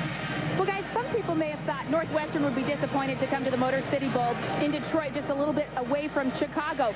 Randy Walker said not so. So many people had written off this program after the tragedy with Rashidi Wheeler, after their 2 losing seasons and everything that's happened. He said, our guys are thrilled. He said, I have never been so proud of a team. This has been the most gratifying team of my career, and that's because they have never given up. They're grateful to be here in this bowl game. Yeah, he talked about how his team was running on empty the last time that they played Bowling Green because of that tragedy with the late Rashidi Wheeler, how it took a lot out of his team emotionally. Didn't have much left in the tank. 3rd down and 2 for the Wildcats. Got to get to the 18. Here's the throwback to the quarterback, but Heron couldn't get rid of it. Bottled up at the 23, and they'll lose some yardage. They've got timeouts remaining. And a great job, Mark, by number 97, Will Teague, the defensive end, peeling off right there. What they wanted to do was throw back to the quarterback. And look right here. It's like he was in the huddle. He smells that thing coming. He's going to sit at home, wait for Bazinet. Pretty good bump and run technique right there by the big defensive end. But that's a disciplined plus a great call right there, because he actually was dropping off into coverage. Both these coaches not afraid to take chances. We've seen it already. And we talked about Northwestern's bowl history. Here's a look at Bowling Green's bowl history. Played Mercy in 1961 and Las Vegas the last time in 1992. And Bowling Green played in their first ever Las Vegas Bowl in '92 against Nevada. The Falcons scored on their first 4 possessions, taking a 28-3. There's the throwback right there. 28-3 halftime lead in the second half. Nevada scored 31 unanswered points, taking a 34-28 lead, and with 22 seconds left, Eric White hit Dave Hankins on 4th down for the game-winning score as Bowling Green won 35-34. Love those old ESPN graphics too. Here's Huffman in for the field goal attempt. This one coming from 40 yards out. He made one earlier from 31. Huffman, no good. Might have been partially blocked. Javon Burks, number 3, may have gotten a hand on it.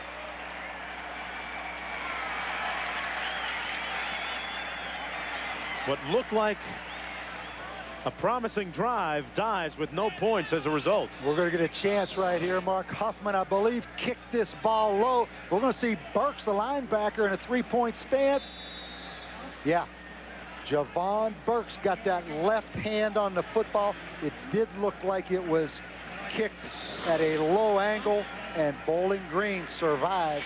Goes going to end here at halftime, only down 3 points. And a big day for Burks, Bob, playing here in his native Detroit. He's from Detroit. Comes up with a big play, a great turnaround story. The team captain had 3 times as many votes than anyone else on that team, and exhorting the Bowling Green fans that have made the trip here to Detroit. And Holly Rose joined by the head coach, Greg Brandon. Coach, what turned around in that first half? Josh Harris was able to be more productive. Well, you know, we're just kind of stumbling around a little bit. We're not taking care of the football. Josh, when we get him going, running the ball, we kind of loosen him up, and then the throws open up. So, you know, we'll play better in the second half. We just need to take care of the football. Our defense is playing lights out. Coach, what did you think after the second turnover in the red zone? Well, I called that trick play, so I'll take that one. That was my call. But Cole's got to take care of the football. That's the problem. We're not taking care of that football. All right, thanks very much, Coach. All right, Holly, and we are at halftime. The Wildcats leading the Falcons 10-7. The MAC against the Big Ten. Lots of news in sports, and we're going to kick it back to the studio with Reese, Trev, and Mark with the halftime report. Guys? All right, Mark, the 3 turnovers that Coach Brandon mentioned sort of stifling the nation's 4th-ranked total offense right now. Northwestern has the lead at the half. Bowling Green defense has. Welcome back, everyone, to the Motor City. And in the Motor City, things always built tough, rugged, and part of the right formula, Bob Davies, being able to put things together in the right kind of segments. And so far, Northwestern has done just that. The score 10-7 at halftime, and the formula so far has been running the ball with Wright and Heron, and it's worked. Both teams, Mark, moving the football. Both offenses at about 240 yards for the first half, but not a lot of points. 10 points for Northwestern, 7 points for Bowling Green. The big reason, turnovers for Bowling Green. Turned the football over 3 times, twice down there in scoring opportunity. Northwestern with the blocked field goal versed them there at the end of the first half. So we look at these statistics, really different in the respect that Northwestern running the football, really struggling throwing it.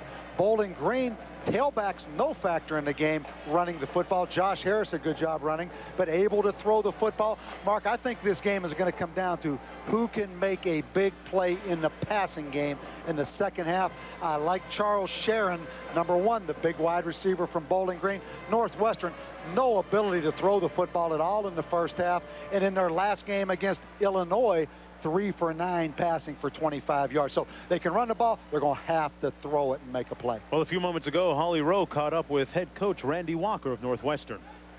Coach, what was the first half like for Northwestern? Well, you know, it's a lot like a lot of games. It wasn't perfect, but we played hard. Had some good things happen. Need to correct some things on both sides of the ball, but I'm pleased with where we're at. What's been the key to the success of the running game? Well, our kids just stay on blocks and play hard. We got a couple backs who can see it and make great plays, and we just need to stay and keep pounding that rock and stay at it. What do you expect in the second half? Oh, I think we got a lot of football left in this game. It's going to be wild and woolly down to the finish. We just need to hang in there and play 60 minutes or whatever it takes. All right, thanks, Coach. Thanks, Holly. Got to remember to finish games if you're Northwestern. Last time, Bowling Green came back and scored 29 fourth-quarter points to defeat Northwestern a couple of years ago in the first and only meeting between these two teams. Backus and Jason Wright back deep on this kick for Northwestern, which will go through the back of the end zone, and they'll start off on their own 20-yard line. Let's take a look at our ESPN game track, and for Bowling Green, it was a sign of things to come when Josh Wright threw an interception early in the ball game, and this one really hurt late in the first half when they were driving close to getting a score. Brett Bazinet, one of the best plays to them for them today, pitching the ball to Heron and to Wright, and that was Heron on a 40-yard scamper for a touchdown earlier in the first quarter. And Mark, the option was really a good play for Northwestern in the first half of this football game. First down and 10, and Jason Wright starts the second half the way they began the first half, out to the 23. Rick Maurer making the stop up front for Bowling Green. Jason Wright, 2-time Big Ten Player of the Week. Does so many different things off the field, like we mentioned, and even sang the national anthem before the Northwestern Hoops game earlier last year. Heron, meanwhile, also a significant contributor. Second down and 7. 2 tight ends in the ball game on the counter. Busting it is Heron. Wright off to the races. Jason Wright, touchdown. 77 yards.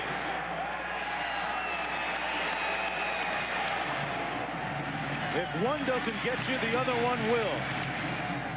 When you talk about going north and south, Mark, that's about as north as you can head. Jason Wright on the tailback counter takes it to the house. His 20th rushing touchdown this season, the 32nd of his career. And what a way to start off the second half for Northwestern. Doing it on the ground. The extra point just good.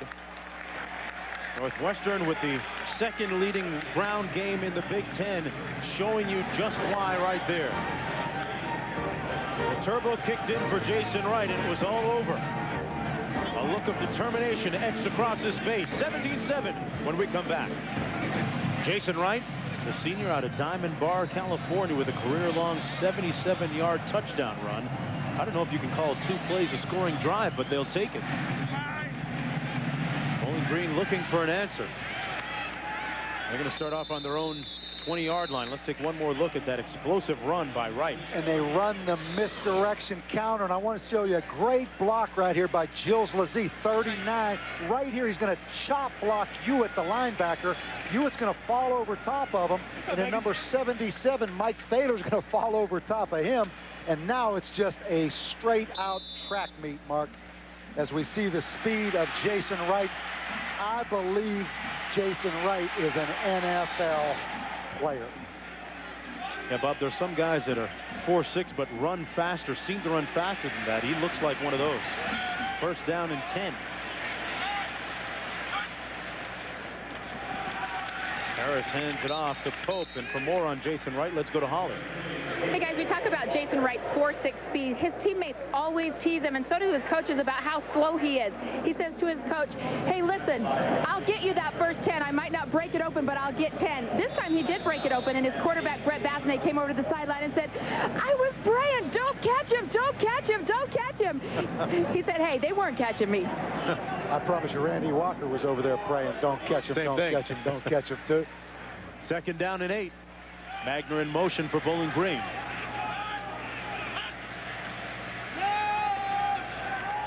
Harris completes it to Magner, close to the first down marker, and he's going to get the first down just beyond the 30. Dominic Price making the stop on the play. Mark, the NFL looks for a lot of things. I'm talking about NFL scouts watching this game, NFL coaches at home watching it on television.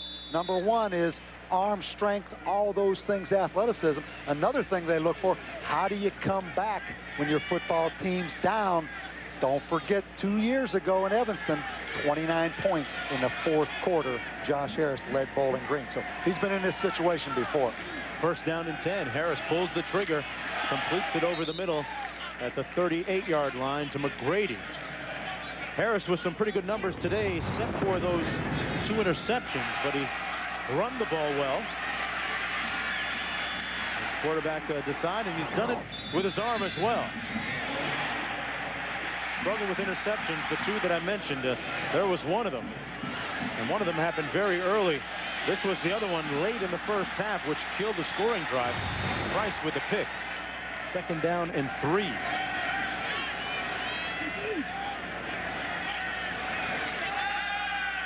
Harris completes it to the 42-yard line.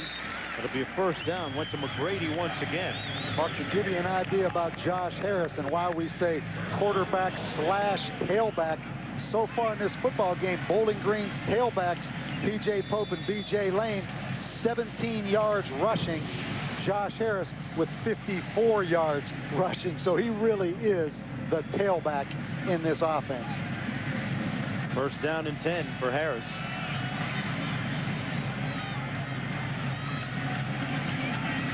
Harris has meant so much to Bowling Green over the last 4 years. They love the bubble screen out of that formation, Mark. We saw it earlier in the game as well. There it is to Sanders, and for more on Harris, here's Holly. Well, guys, in the first half, Miami coach Terry Hefner, that beat this Bowling Green team twice, told me the key to Josh Harris is making him run and throw on the run. When he stands back in the pocket and just throws the ball like he's doing right now, he is unstoppable. He is so efficient. He said the way we've beaten him is force him to throw on the run where he is not as efficient. Right now, we're seeing Bowling Green try to keep him standing still where he's at his most effective. Second down and 7, Holly. From the 46. Goes up top for Magner. Incomplete. Incomplete at the 20-yard line. It was intended for Magner, broken up by Jarvis Adams, number 23. Simply running Magner right up the seam right here. A well-thrown football. Excellent play on the football by Jarvis Adams, number 23, Mark. Just stayed with it right there and got that football out of Cole Magner's grasp. Adams a little shaken up, comes off to the sidelines. You talk about Harris's accuracy, Bob, and he threw a nice ball there. All during the offseason last year, he worked on his accuracy. Those mid-range passes 0 to 20 yards. He threw into a net for hours and hours. Look at the red line on 3rd down. That is the line of scrimmage. The screen to Sharon. Sharon lunging for the 1st down to keep the drive alive for the Falcons. Nice effort for Charles Sharon. Charles Sharon with his 6th catch of the game. The little jailbreak screen with the big lineman out in front blocking. Number 54, Jimmy Williams, stretches that football mark across that yellow line for the 1st down. I like Charles Sharon. A man that has dealt with a lot of adversity off the field. His grandfather passed away about a month ago. He missed a game as a result. 1st down and 10 for Harris. And he's brought down at about the 44-yard line by Lauren Howard. An honorable mention All Big Ten selection. Led the team with 7 sacks coming into this one. Got one already tonight. And Lauren Howard is the most impressive defensive lineman, in my opinion, on this football team. 15 tackles for loss, 8 sacks. He's from Scottsdale, Arizona. Mark, he had 42 offers out of high school. Came down to Washington, Arizona State. Came to Northwestern. His uncle played football at Northwestern. Bob, on the 9th play of the drive, Harris fires a dart complete to Magner at the 33, and another Bowling Green 1st down. He beat Dominic Price that time in on the coverage. And Northwestern playing a lot of man-free coverage. Dominic Price, number 8, locked on Cole Magner. You're going to see Josh Harris step up. Excellent throw, excellent catch. Northwestern felt they could play man-to-man coverage. And there's Cole's grandfather and father from Alaska. Palmer, Alaska. They think it's balmy today in Detroit, Mark. 1st down and 10. Inside anyway. Harris on the move this time, once again to Magner. Near another 1st down at the 22. Backus. Talk about Magner being a 2-sport athlete. He's going to be joining Dan Dokic's basketball team January 3rd. Well, and you see the plan. The 1st half adjustment at halftime. Greg Brandon coming out and throwing the football extremely well here in the 2nd half. You see Josh Harris drop back. Now you see him throw the football on the run. Impressive drive right here, Mark. And there you see the way those young guys wear that hair in Alaska. Those long blonde locks that you appreciate so much. Closing in on a record, needs 8 yards. That was his 7th catch of the day. 1st down and 10 for Bowling Green. Pope down to the 19. One of the keys for Bowling Green is not to implode in the red zone. Mark, that's an excellent point. One thing we've not seen today is the option that Bowling Green runs, where they pitch the football to Cole Magner, the wide receiver. I'm a little surprised that they haven't used him as a ball carrier. That's been kind of a signature play for Bowling Green throughout the season. On 2nd down and 7 from the 19, this is the 12th play of the Bowling Green drive.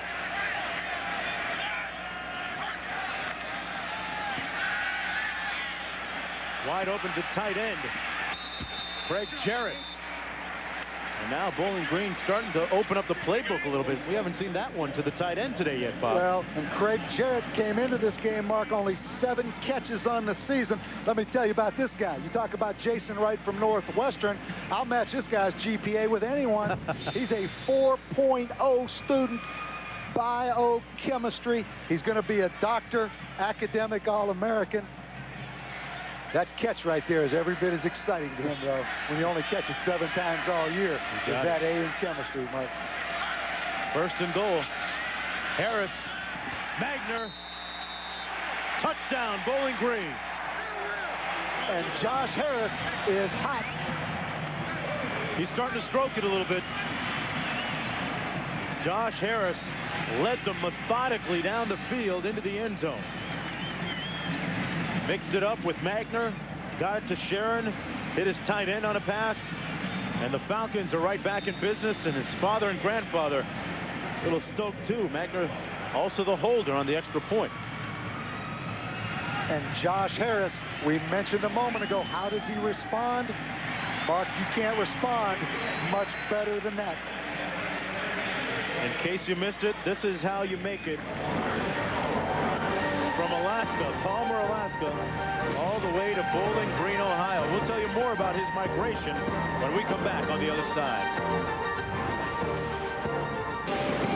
ESPN's exclusive presentation of the 2003 Motor City Bowl, presented by Pontiac, official performance machines of the NCAA, and in part by City Identity Theft Solutions.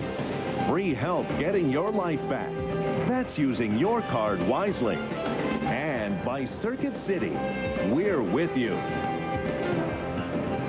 Downtown Detroit, city aglow at night, a city built on the backbone of the auto industry. Cole Magner. Boy, look at those long blonde locks, Bob. Hey, Mark, that's what you picture a guy from Alaska up there in the mountains. Doing a little hunting? Yeah. Huh? Have you ever been to Alaska? No. Look like Mel Gibson in Braveheart there. Well, we take a look at the touchdown. What you're going to see is Northwestern in straight man-to-man coverage, no free safety help. Defensive back Dominic Price has to take away the inside. Cole Magner reads the coverage, breaks to the outside. Excellent throw and catch. And there's the grandfather and the father down from Palmer, Alaska, saying, Cole, when you lived at home, you didn't wear your hair that long. You go to college, that stuff happens. You know, they start to unwind a little bit, do things their own way. Jason Wright, who had a 77-yard touchdown run on the last drive, brought down by Mitchell Crosley. In case you missed it, Palmer, Alaska. What was it, Bob? The Bowling Green coaching staff spent $800 to go watch him, and that looks great like investment. Looks like a pretty good deal, actually. Yeah. $800 coming from Palmer, Alaska, but he actually flew into Cleveland. Bowling Green coaches picked him up. Thought they had wasted $800 when they first looked at him on the hoof, but he ended up being a great addition to this program, Mark. There's Jason Wright again, trying to take it around the left end. Wright, 2 yards short of the first down, brought down by Jason Morton. And look at the reaction of Cole Magner. He's looking at the Jumbotron and saying, Palmer, Alaska, got to represent. So they're watching. Yeah, you know, Bob, to answer your question, no, I've never been to Alaska, but I've eaten a lot of Alaskan salmon. Well, I heard you talking about all that salmon like you've been out there in that stream casting that line. They're down in 2. Bazinay out of the shotgun. Complete for the first down to the 33. Jason Wright can hurt you so many different ways, as a runner, as a receiver. Again, Mark, I say Jason Wright is an NFL player right here on 3rd down and 2. Pretty good throw by Bazinay, and a big first down right there by Northwestern. Chosen by his head coach Randy Walker to give the players' speech at the Big Ten banquet. Respected by all. Jason Wright, 1st down and 10. Heron in the ball game for him. This is Heron, who has scored a touchdown on a 40-yard run already tonight. Down to the 37. Capital One Bowl Week continuing on ESPN tonight at 8:30 Eastern, when California from the Pac-10 faces Virginia Tech from the Big East in the Insight Bowl. Bearcats are the only team to beat top-ranked USC this season. And Kevin Jones, Mark, check that the Bears decided to come out in next year's NFL draft. He's a heck of a football player. Big physical running back. 2nd down and 7. Flag down on the play. Heron brought down after a gain of about 2. We're going to get a holding penalty, Mark. The same counter play that Jason Wright scored the touchdown on, but they held on the backside. For more on Heron, let's go to Holly. Holly? Shredding the Bowling Green defense right now. Noah Heron shredding the Bowling Green defense, but look at his shirt. It is completely shredded. He wears this shirt underneath his jersey. He's had it for 2 years, and he says he is not taking it off. It is completely good luck, and he's not going to tear off those big strings that are hanging down. He thinks it's a sign of pride and a sign of being a warrior. So far, so good for him today in the lucky shirt. Holly hasn't taken it off for 2 years. I hope he's washed it. 2nd and 17. That was Northwestern's first penalty of the ball game. Jailbreak screen to the short side of the field. Nothing happening as Keon Newsom, who's switched to corner for this game, brought down Mark Fillmore. How you beat the jailbreak screen, Mark, is to beat the blockers. And that time, Keon Newsom just exploded before Kunle Patrick could make the block. And as I mentioned before, I believe Keon Newsom is an NFL player as well. He's got a brother in the NFL. Kendall Newsom plays wide receiver for the Miami Dolphins. Third down at 19. Empty formation, 5 receivers for Bazinet. Going up top. Contact. And the catch made unbelievably by Mark Fillmore, who came right back to make the play. He beat the All-American Jansen Patton on the play. Pass interference, defense has been declined. The result of the play is first down. He beat a good DB on that, Bob. And Mark Fillmore, Mark, we're going to see here at the bottom, he's their speed receiver. Just a simple takeoff route against man free. Jansen Patton really panicked a little bit. I mean, he was in great phase right there, but he panicked, got locked up on Fillmore, and pass interference penalty, no factor as they take the play. Great ball thrown by Bazinet as well. First down and 10. Handed off to Jason Wright. Wright getting big chunks at a time. Hipko making the stop. But Wright closing in on a Motor City Bowl record, carrying momentum from the last game of the regular season, Mark, against Illinois. You want to see how to close a run? Watch at the end of this, Jason Wright on Morton, the safety right there. What now, as this thing finishes, he just flat ran him over. Number 19, Jason Morton. Look at that. Northwestern's rush offense soon to eclipse the bowl record. And they will soon if Wright has anything to do with it. Still in open space. Fumble. And Bowling Green recovers at the 11. Jansen Patton pounced on the loose ball.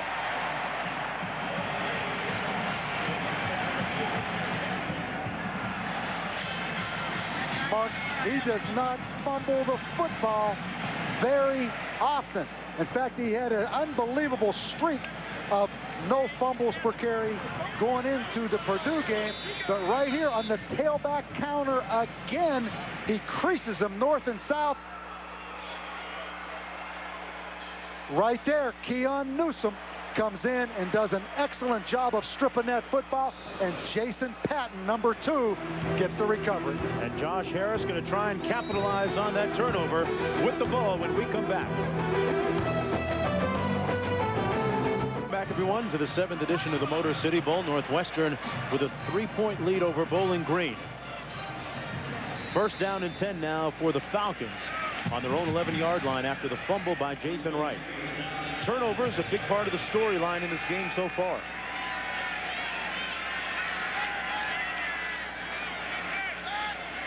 Josh Harris was red hot on that last scoring drive. He pitches it this time to B.J. Lane. And let's take one more look at that strip. That was definitely by design. And Mark, you see more and more of this in college football. Right here, Keon Newsom coming in and just flat stripping that football away from Jason Wright. And an excellent effort right there by Jansen Patton, pulling that football out of the left hand of Jason Wright to recover the fumble. Second down and 4.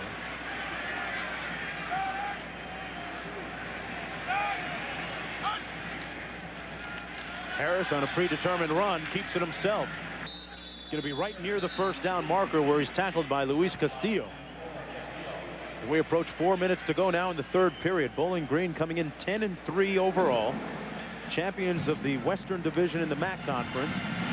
First-year head coach Greg Brandon winning 10 games. Those 10 wins are the most by any first-year coach in D1A football history. And Bowling Green's 3 losses, Mark, we see twice to Miami, Ohio, once at Ohio State, a 24-17 game in Columbus. On 1st and 10.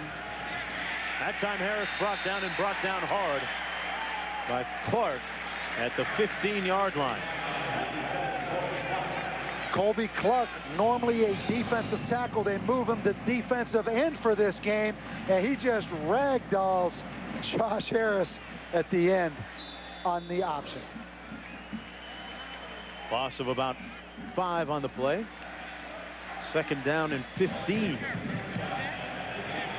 This game not quite the shootout that we expected coming in. Turnovers, Mark. A shootout in regards to a lot of yardage in this game, but because of the turnovers, not many points. Both teams are well over 300 yards of total offense. Harris complete. Hits his tight end, his second catch of the game for Craig Jarrett. Makes it out to the 23-yard line. About 6 yards to go for the first down. Third down coming up. Josh Harris, the son of M.L. Harris, former NFL player with the Cincinnati Bengals. Third down and 8 to go. And Mark, we see that red line. Again, it's all about controlling this line to get to this line, starting with pass protection right now. Harris knocked away nicely at the 33-yard line. Good closing speed by Pat Durr, the fifth-year senior linebacker. It'll be fourth down.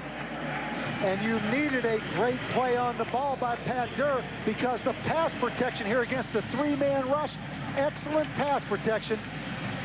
Josh Harris, plenty of room to step up, and Pat Durr, an excellent break on the ball right there for a linebacker.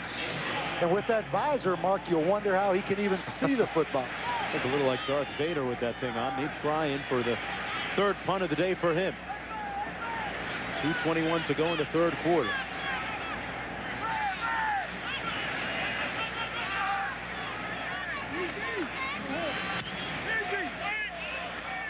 And a great punt all the way back to the 26. Kunle Patrick. A 50-yard boot. Nothing on the return. Burks making the tackle. Jason Wright going to get a chance to atone for that fumble moments ago when we come back. I'm Mark Jones along with Bob Davey and Holly Rowe down in the field. Jason Wright as he clips the Motor City Bowl rushing record, and a chance now to add to the total. Out over the 30 to the 32, brought down by Mitchell Crossley. Wright has rushed for 200+ yards already today. And we talk about turnovers, which, Mark, you mentioned earlier, probably the key statistic in this football game, but Northwestern with only 10 turnovers in their first 7 games, but 12 turnovers in the last 4 games. So late in the season, they've kind of acquired that turnover bug. Basney keeps it himself, has the first down, and speaking of turnovers, they put it on the ground again. Bowling Green has it near midfield at the 49. And now the official is going to come back and say he was down. Wow. Well, Basney on the quarterback wrap play. We're going to get a great look at it right here. That football is out without any doubt. P.J. Carswell actually hitting the football with his knee. You can hear the fans here react, or at least the Northwestern, the Bowling Green fans reacting. Mark, that was an awful call. No question about that. Bowling Green Falcon fans clad in orange, voicing their displeasure. Basney forced to take off and drilled right on the sideline at the 47 by Mitch Hewitt. Take one more look. I don't think there's any doubt that that was a fumble. Well, Mark, I think it's pretty obvious right here. Obviously, Basney's knee is not down, and that football is out right there. Greg Brandon watching the replay on the Jumbotron. Watch his reaction. I don't blame him, Mark. He's putting his arms up saying, you may as well rob me. That was a stick-up. And the Conference USA officials definitely missed that call. They run the ball. Jason Wright brought down by Mitchell Crossley.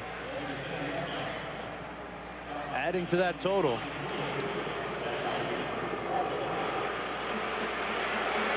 And the fans from Bowling Green still booing.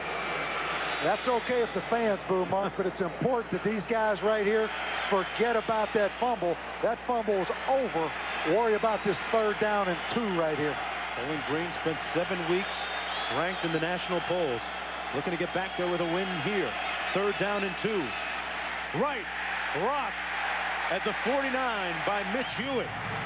Short of the 1st down. 4th down coming up. Do you go for it here, Bob, or do you I don't punt? think so, Mark. I think you punt this football, but amazing sometimes bad calls and negative things can inspire a defense or inspire a football team. It looks right here like that call on the fumble inspired this Bowling Green defense. That's the last play of the 3rd quarter. And remember, the last time these two teams hooked up, Bowling Green was inspired by some 4th quarter magic to come back and win. Looking for that magic again when we come back. Here for the start of the 4th quarter. Northwestern leading by a field goal. Set to punt here on 4th down. Huffman with his 4th punt of the day. A high spiral. Fair catch called for at the 19-yard line by Charles Sharon, and a good sign for the Wildcats when they're leading after 3 quarters.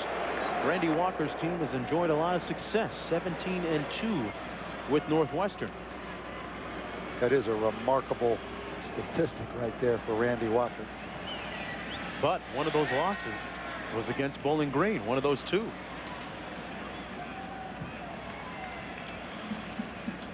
Josh Harris and Bowling Green, Mark, I think it's extremely difficult for them to run the football. I really think the passing game is there for Bowling Green against this 3-3-5 man-free type defense that Northwestern's playing.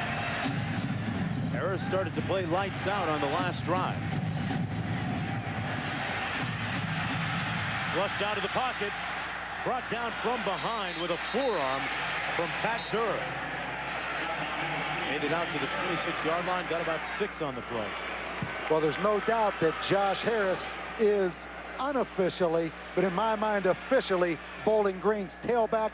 How difficult it is to stay in rush lanes, and Pat Durr, the linebacker, comes in there and strips at that football, but I do believe Josh Harris was down. But Mark, turnovers in bowl games. The last time Bowling Green played, December 4th. The last time Northwestern played, November 22nd.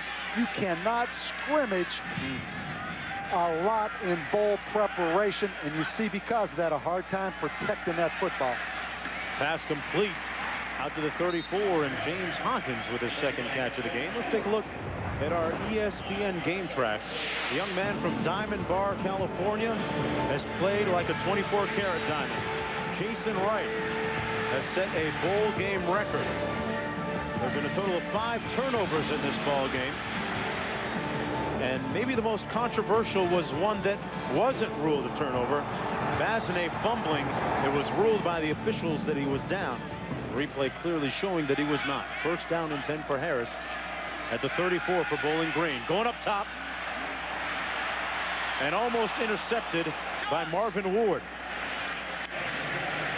And Mark, a great job by number 10, James Hawkins, of going up and keeping that from being interception by Marvin Ward. At some point, if you're on offense, you have to become a defensive player. We got a flag back at the 26. Personal foul, roughing the passer, defense. 15-yard penalty, automatic, 1st down. Going to move the ball all the way near midfield. Mark, you're going to see Jarvis Adams.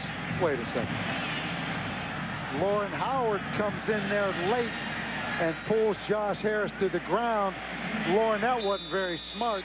And it really wasn't worth it, because if you're going to take a shot, take a shot. That was a little arm tackle right there. Didn't really hit him that hard. 1st and 10 as a result. Magner in motion. At some point, Bowling Green's going to go to Charles Sharon on the backside of this trips formation, Mark. Incomplete pass.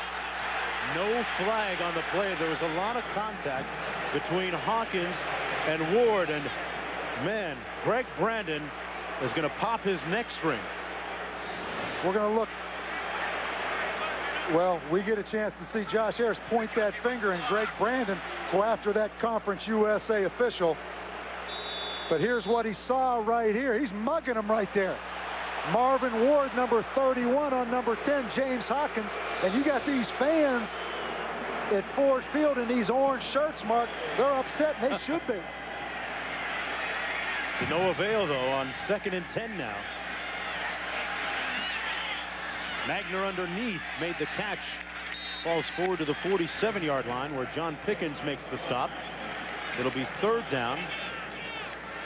And about 7 to go, 6 to go for Bowling Green. And they've not led all game. You're right, Mark, and they're scratching and clawing back in this, but I'm impressed with the Bowling Green turnout here at this football game. Greg Brandon emailed every one of Bowling Green's students, told them to tell their parents what I want for Christmas is a ticket to the Motor City Bowl, and there's a bunch of them that have shown up. A bunch of them watching that replay Jumbotron that you saw in the background a few moments ago. Magner with the 1st down at the 32-yard line, working on Dominic Price. A lot of people know about Palmer, Alaska now, don't they? And at some point, Dominic Price has to get outside alignment on Cole Magner and force him inside, Mark. He keeps playing inside leverage, which means he's taking away the inside, and Magner again just runs away and breaks to the outside. I still believe the passing game is there all day for Bowling Green, and at some point they're going to go to Charles Sharon down the field, number 1. 1st down and 10 for Bowling Green from the 32. Harris. Catch made by Hawkins. And a Falcon 1st down all the way down to the 13-yard line. Hawkins with another catch and a 20-yard pickup. Hawkins, a 3-year starter. He had 106 yards receiving against Purdue. You're going to see him in motion. He may have turned up a little bit early, but now it's zone coverage and just a crossing route, and he is wide open. As you see Dominic Price, who's responsible for that flat area of the field in zone coverage. Hawkins got in behind him, Mark. Josh Harris had his coming out party against Northwestern a couple of years ago. Looking to do well again here. The pitch goes inside to Pope, who's brought down immediately after a gain of about 1 on the play. Josh Harris, married player and married to that young lady, Tammy Harris, his wife. I'll tell you what she sees right now, Mark. She's an astute football fan. She sees Northwestern, a lot of man-free coverage, outnumbered them in the box to try to stop the running game. I don't think they can cover these receivers of Bowling Green, particularly Cole Magner, number 21, in this matchup with Dominic Price in man-to-man coverage again. Harris has thrown for over 300 yards into the end zone. Caught, touchdown, Sanders.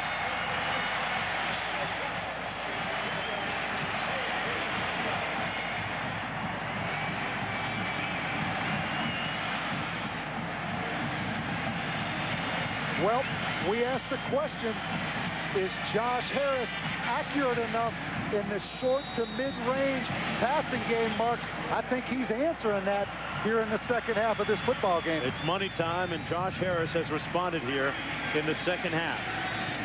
With 11:32 to go in the 4th quarter, Harris and Bowling Green with their first lead of the ball game now on the pass to Steve Sanders. His Bowling Green leading by 4. Their first lead of the ball game with 11:32 to go here in the 7th edition of the Motor City Bowl.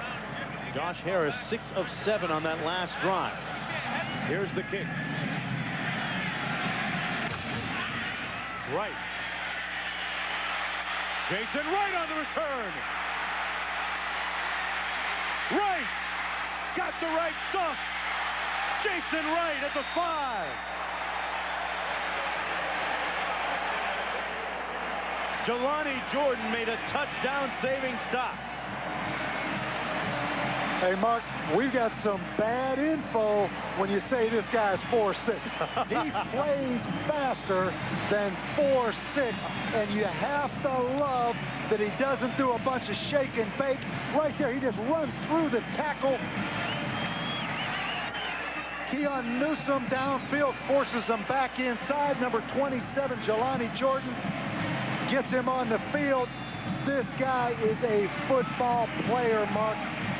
Fascinating, loving it, saying, yeah, give me a short field to work with. We're going to get him drafted tonight. This guy is an NFL football player. Well, he's making some money on these catches and these runs. Herron down to the 1-yard line. It'll be 2nd down and goal for Northwestern. What a tremendous swing. Fantastic ebb and flow in this ball game. Bowling Green scores a touchdown, and on the ensuing kickoff return, Northwestern takes the momentum right back. And special teams, another byproduct, Mark, which ties in with poor tackling in bowl games. But as I watch these bowl games unwind, tackling is a lost art in college football, whether on defense or special teams. 2nd down and goal. Noah Herron stopped up at the 2-yard line. It'll be 3rd down and goal. Newsom and Jason Morton, the 2 safeties, in on the stop. Jason Wright getting a breather after the long run back. 3rd down and goal coming up. How tough is it having Wright on the sidelines, Bob? Well, I'll tell you what, I'd get him one of those oxygen masks. I'd find a way to get him back in the football game. And right here on 3rd down, Mark, we see that red line. That red line is what it's all about, particularly down here on this goal line. Did you call a timeout to give Wright a breather and get him back in? I think that is a great point, Mark, and I look for Northwestern to run an... Both offenses starting to pick up the pace here in the 2nd half. Looking at 3rd down and goal now for Northwestern. On the option, Herron. Touchdown, Northwestern. Got a good block from Demetrius Eaton. And the Wildcats take the lead. And we mentioned option before we went to break. They did it a little bit different with Demetrius Eaton, number 42, in there at fullback. And this was all set up by that long kickoff return by Jason Wright. Took it all the way back to the 6-yard line of Bowling Green.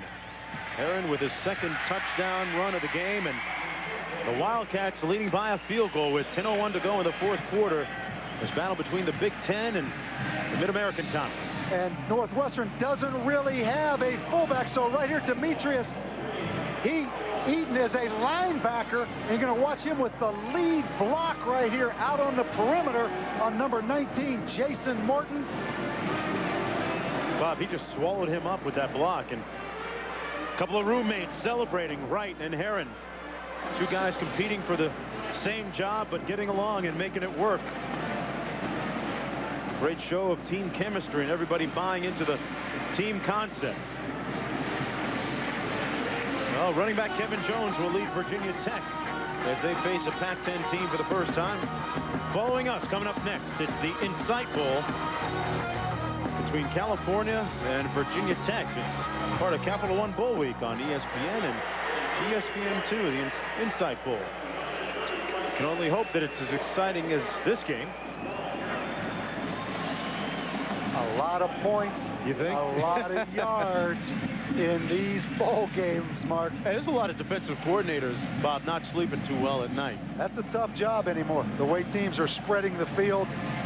And what's difficult, Mark, it's hard to practice when you're a defensive team and your offense is a spread offense, because you spend a lot of time spread out trying to defend formations and finesse running games, and then at some point you have to go tackle in a football game.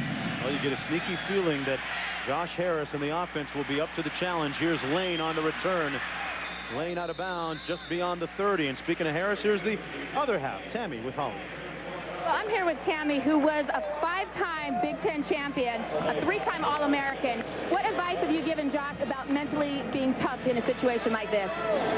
Mainly, Josh doesn't really need my advice. He does a great job, keeps his head on straight, he stays focused, and most importantly, we rely on God for everything. And, you know, we've really been prayerful this season, and it's really helped a lot.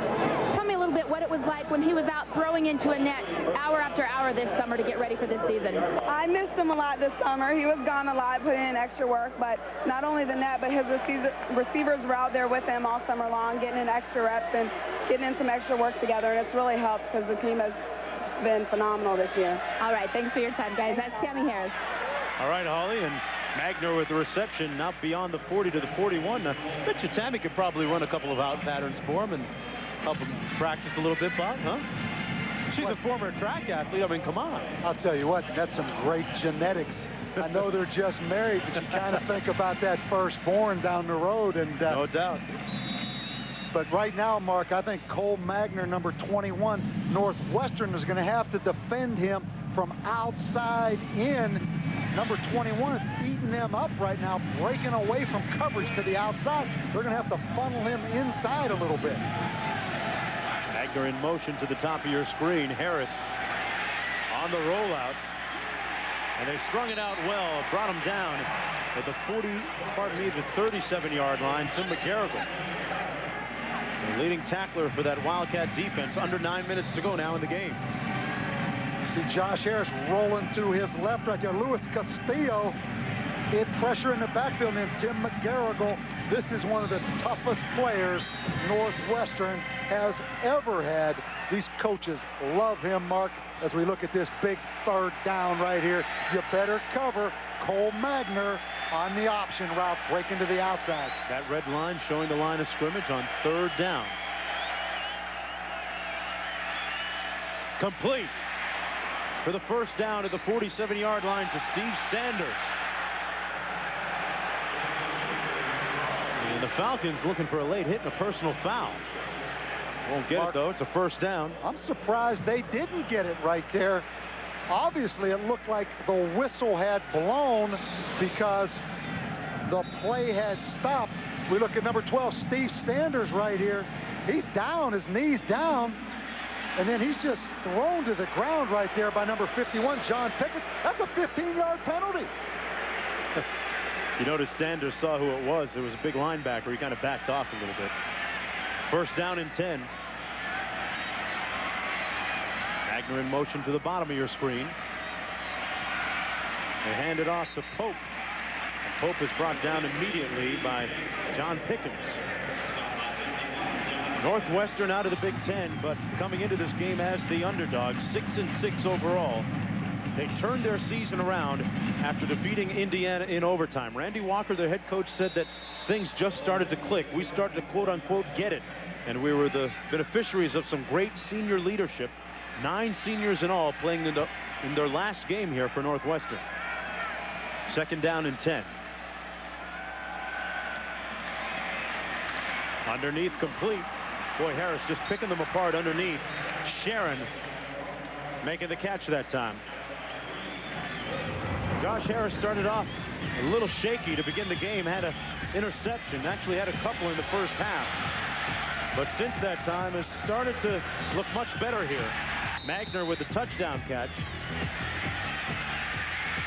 Got another one right there. That was Steve Sanders. And in the second half, he has been a different quarterback. And Mark, it's amazing in these spread offenses how the quarterback is such a huge factor on every single play. It's not like he ever just hands it off to the tailback. 3rd and 1. Harris keeps it himself. Has the first down and then some at the 31. Josh Harris went into the pack and somehow came out on the other side. And really, Northwestern, Mark, had it defended pretty well. You look right here. Josh Harris just cuts back, and on the backside, Barry Cofield, 67, had a shot at him. But Josh Harris came into the game 4th in the nation in total offense at 332 yards a game. Every play revolves around the quarterback, even more in a spread offense than it does a conventional offense, Mark. First down and 10. A flag thrown as his intended receiver, Sharon, was ridden out of bounds by Marquise Cole. We might have a pass interference here, though, which would be an automatic first down for Bowling Green. That's exactly what it is. And Maurice Cole, number 20, locked on Charles Sharon, number 1. Mark, what he did, he just pinned him up against the sideline and ran him out of bounds. I think it was an excellent call right there. Pass interference on the defense, 15-yard penalty Automatic first down. We're here in Detroit, Michigan for the 7th edition of the Motor City Bowl. It's the Big Ten against the Mid-American Conference. The first time they've gotten a Big Ten team to come to this game. I'm Mark Jones along with Bob Davey and Holly Rowe down in the field. These two teams have met once before, and Bowling Green won that in a shootout 43-42 a couple of years ago. That courtesy provided by some fourth quarter heroics.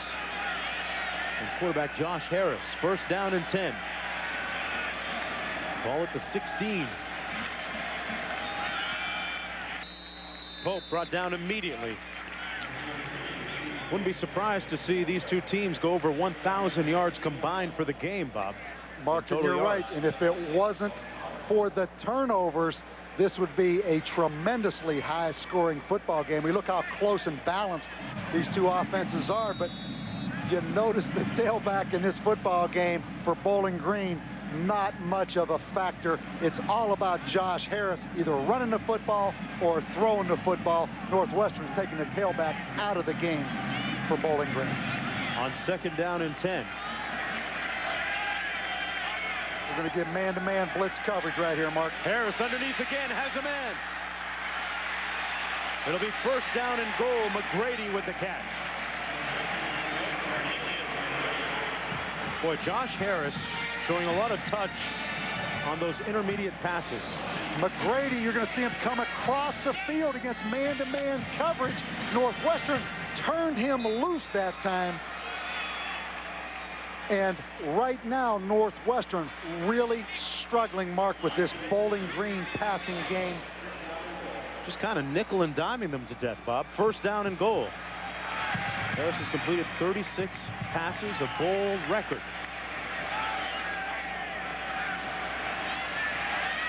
Into the end zone, incomplete. Intended for McGrady. He was covered by Cole. It'll be second down and goal. And we always talk every week about red zone offenses and their proficiency inside the red zone. And it's difficult, Mark, for a couple reasons. Number one, obviously the field is not stretched vertically as much as it is when you're up the field because of the end line. But also, these offensive linemen, which are really different, they're down here in two-point stances, never get in a three-point stance and really run off the football. So the dynamics of this whole thing changes as you see those offensive linemen staying in that two-point stance. Empty, no backs on the 2-yard line. Second and goal. Harris, Bob, brought down immediately. It'll be third down and goal. They spread the field out, and his wife, Tammy, watching nervously. Her husband's team down by a field goal with 4:36 to go in the game. Big call coming up for Greg Brandon. Well, you know one thing. Number 5, Josh Harris, going to be the focal point of this call right here, Mark. Again, they go empty, no backs, trying to spread Northwestern out. Northwestern in man-to-man coverage. 11th play of the Bowling Green drive. Touchdown, Magner.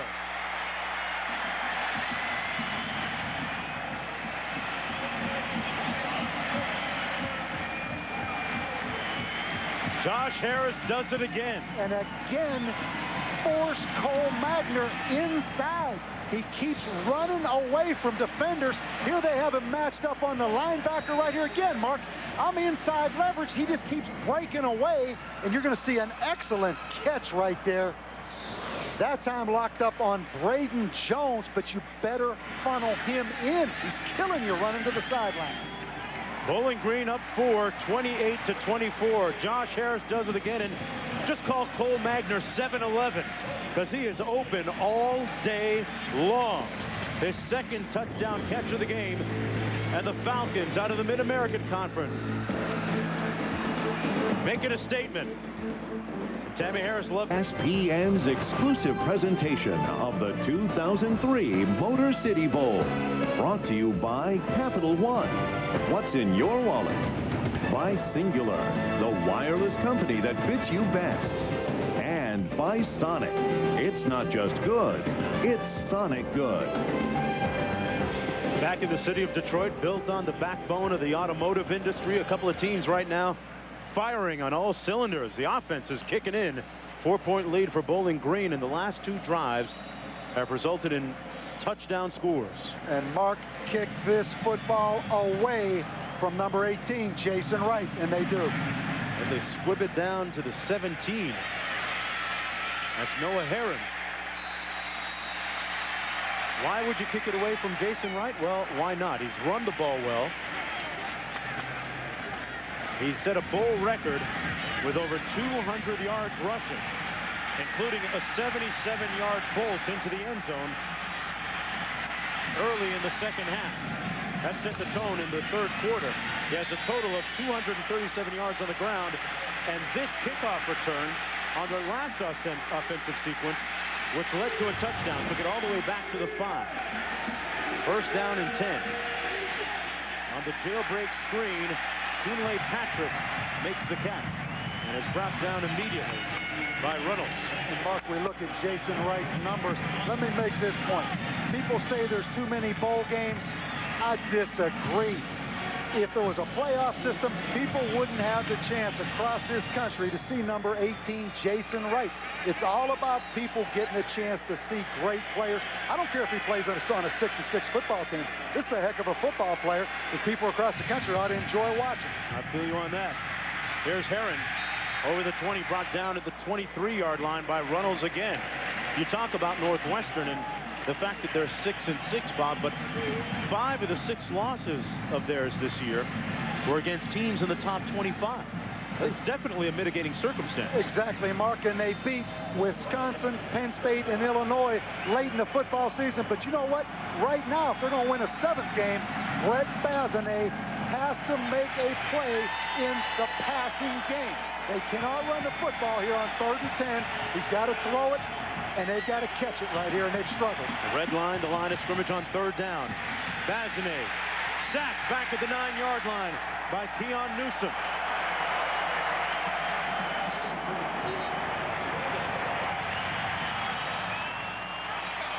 That's the first sack today for Bowling Green's defense. I'll tell you what, those guys are getting after it up there. I want to throw them in. But Keon Newsom from safety to corner. Now he's a linebacker, Mark, coming on the blitz. Huffman punting from the shadows of his own goalpost. Their catch at the 47-yard line called by Sharon. Bowling Green with a 4-point lead. 2:07 to go in the 4th quarter. Bowling Green coming in at 10-3, champions of the Western Division in the Mid-American Conference. 2 of those losses were to highly ranked Miami, Ohio. They've beaten some impressive teams this year, Northern Illinois as well as Purdue. And our Capital One players of the game, Jason Wright, with 336 all-purpose yards, over 230 yards on the ground, and Josh Harris. And the meter's still running for Harris. Let me tell you something else. They might be the 2 players of the game because of statistics, but Keon Newsom, as a defensive player, Mark, has done a lot of good things, as has Cole Magner, making some big catches. So a lot of stars in this game today. On 1st down and 10, Josh Harris. The clock is ally right now. Going to take it on a predetermined run and brought down from behind. And forget about handing that ball to the tailback. Snap it to your tailback. Newsom, who caused a fumble on Jason Wright earlier in the game at a key juncture. Might be a little bit too early to start mugging. We'll be right back after this.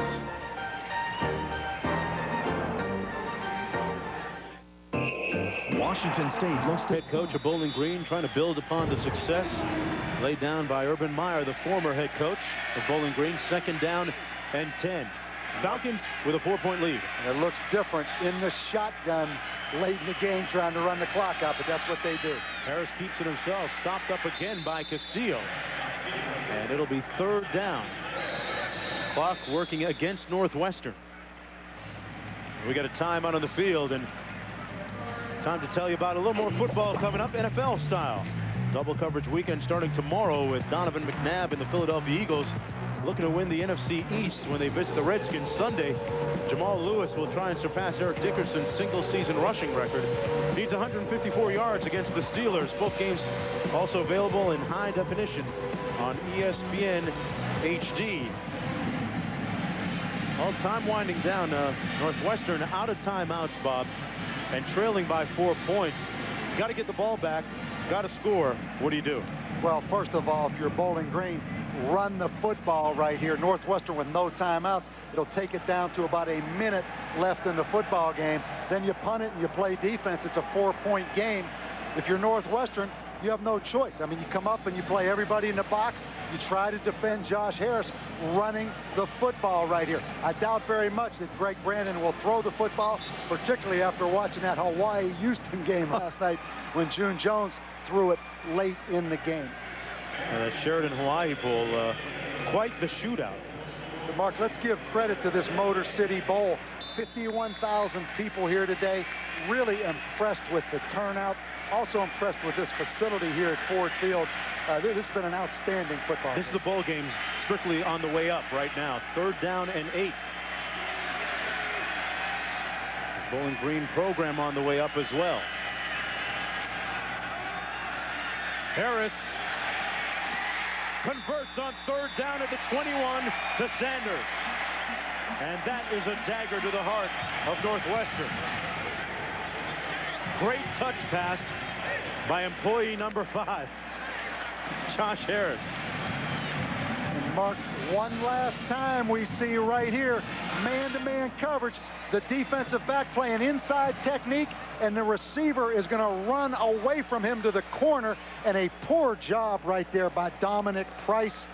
And Steve Sanders just iced it right there. Give Greg Brandon credit. Instead of running the football, taking it down to a minute left in the game, he threw the football. Shows the confidence he has in Josh Harris. Josh Harris had an outstanding season last year for Bowling Green, but because they didn't win the West Division, he was somewhat overlooked. Still on his feet right here and falling at the 27-yard line, but people certainly know who number 5 in orange is this year. He is one of the premier quarterbacks in the entire country, and for the MAC, boy, what a year for quarterbacks, Roethlisberger and Harris. And with the game on the line, Josh Harris marked 12 for 14 passing in the 4th quarter. Northwestern, a good defensive plan, in my opinion, making Josh Harris throw the football to beat them. But you know what? Josh Harris did throw the football and did beat them. Eventually warming up in the 2nd half. Northwestern has no timeouts remaining. And Bowling Green looking to improve to 11-3 on the season. A very successful season for first-year head coach Greg Brandon, who might get an orange, grape, or raspberry Gatorade shower. Take your flavor, take your pick. I think it was just water, Bob. Mark, you mentioned it, another notch in the holster for the MAC Conference. Outstanding win. I think Northwestern is an improving team. Only 9 seniors back next year. Give Northwestern credit. They played well today, but Bowling Green comes in there and wins it, not only for themselves, but for the MAC Conference. In front of 51,000 plus here in Detroit, Tammy Harris, the wife of quarterback Josh Harris, Greg Brandon among the Bowling Green supporters, celebrated as the Brain Trusts meet at midfield.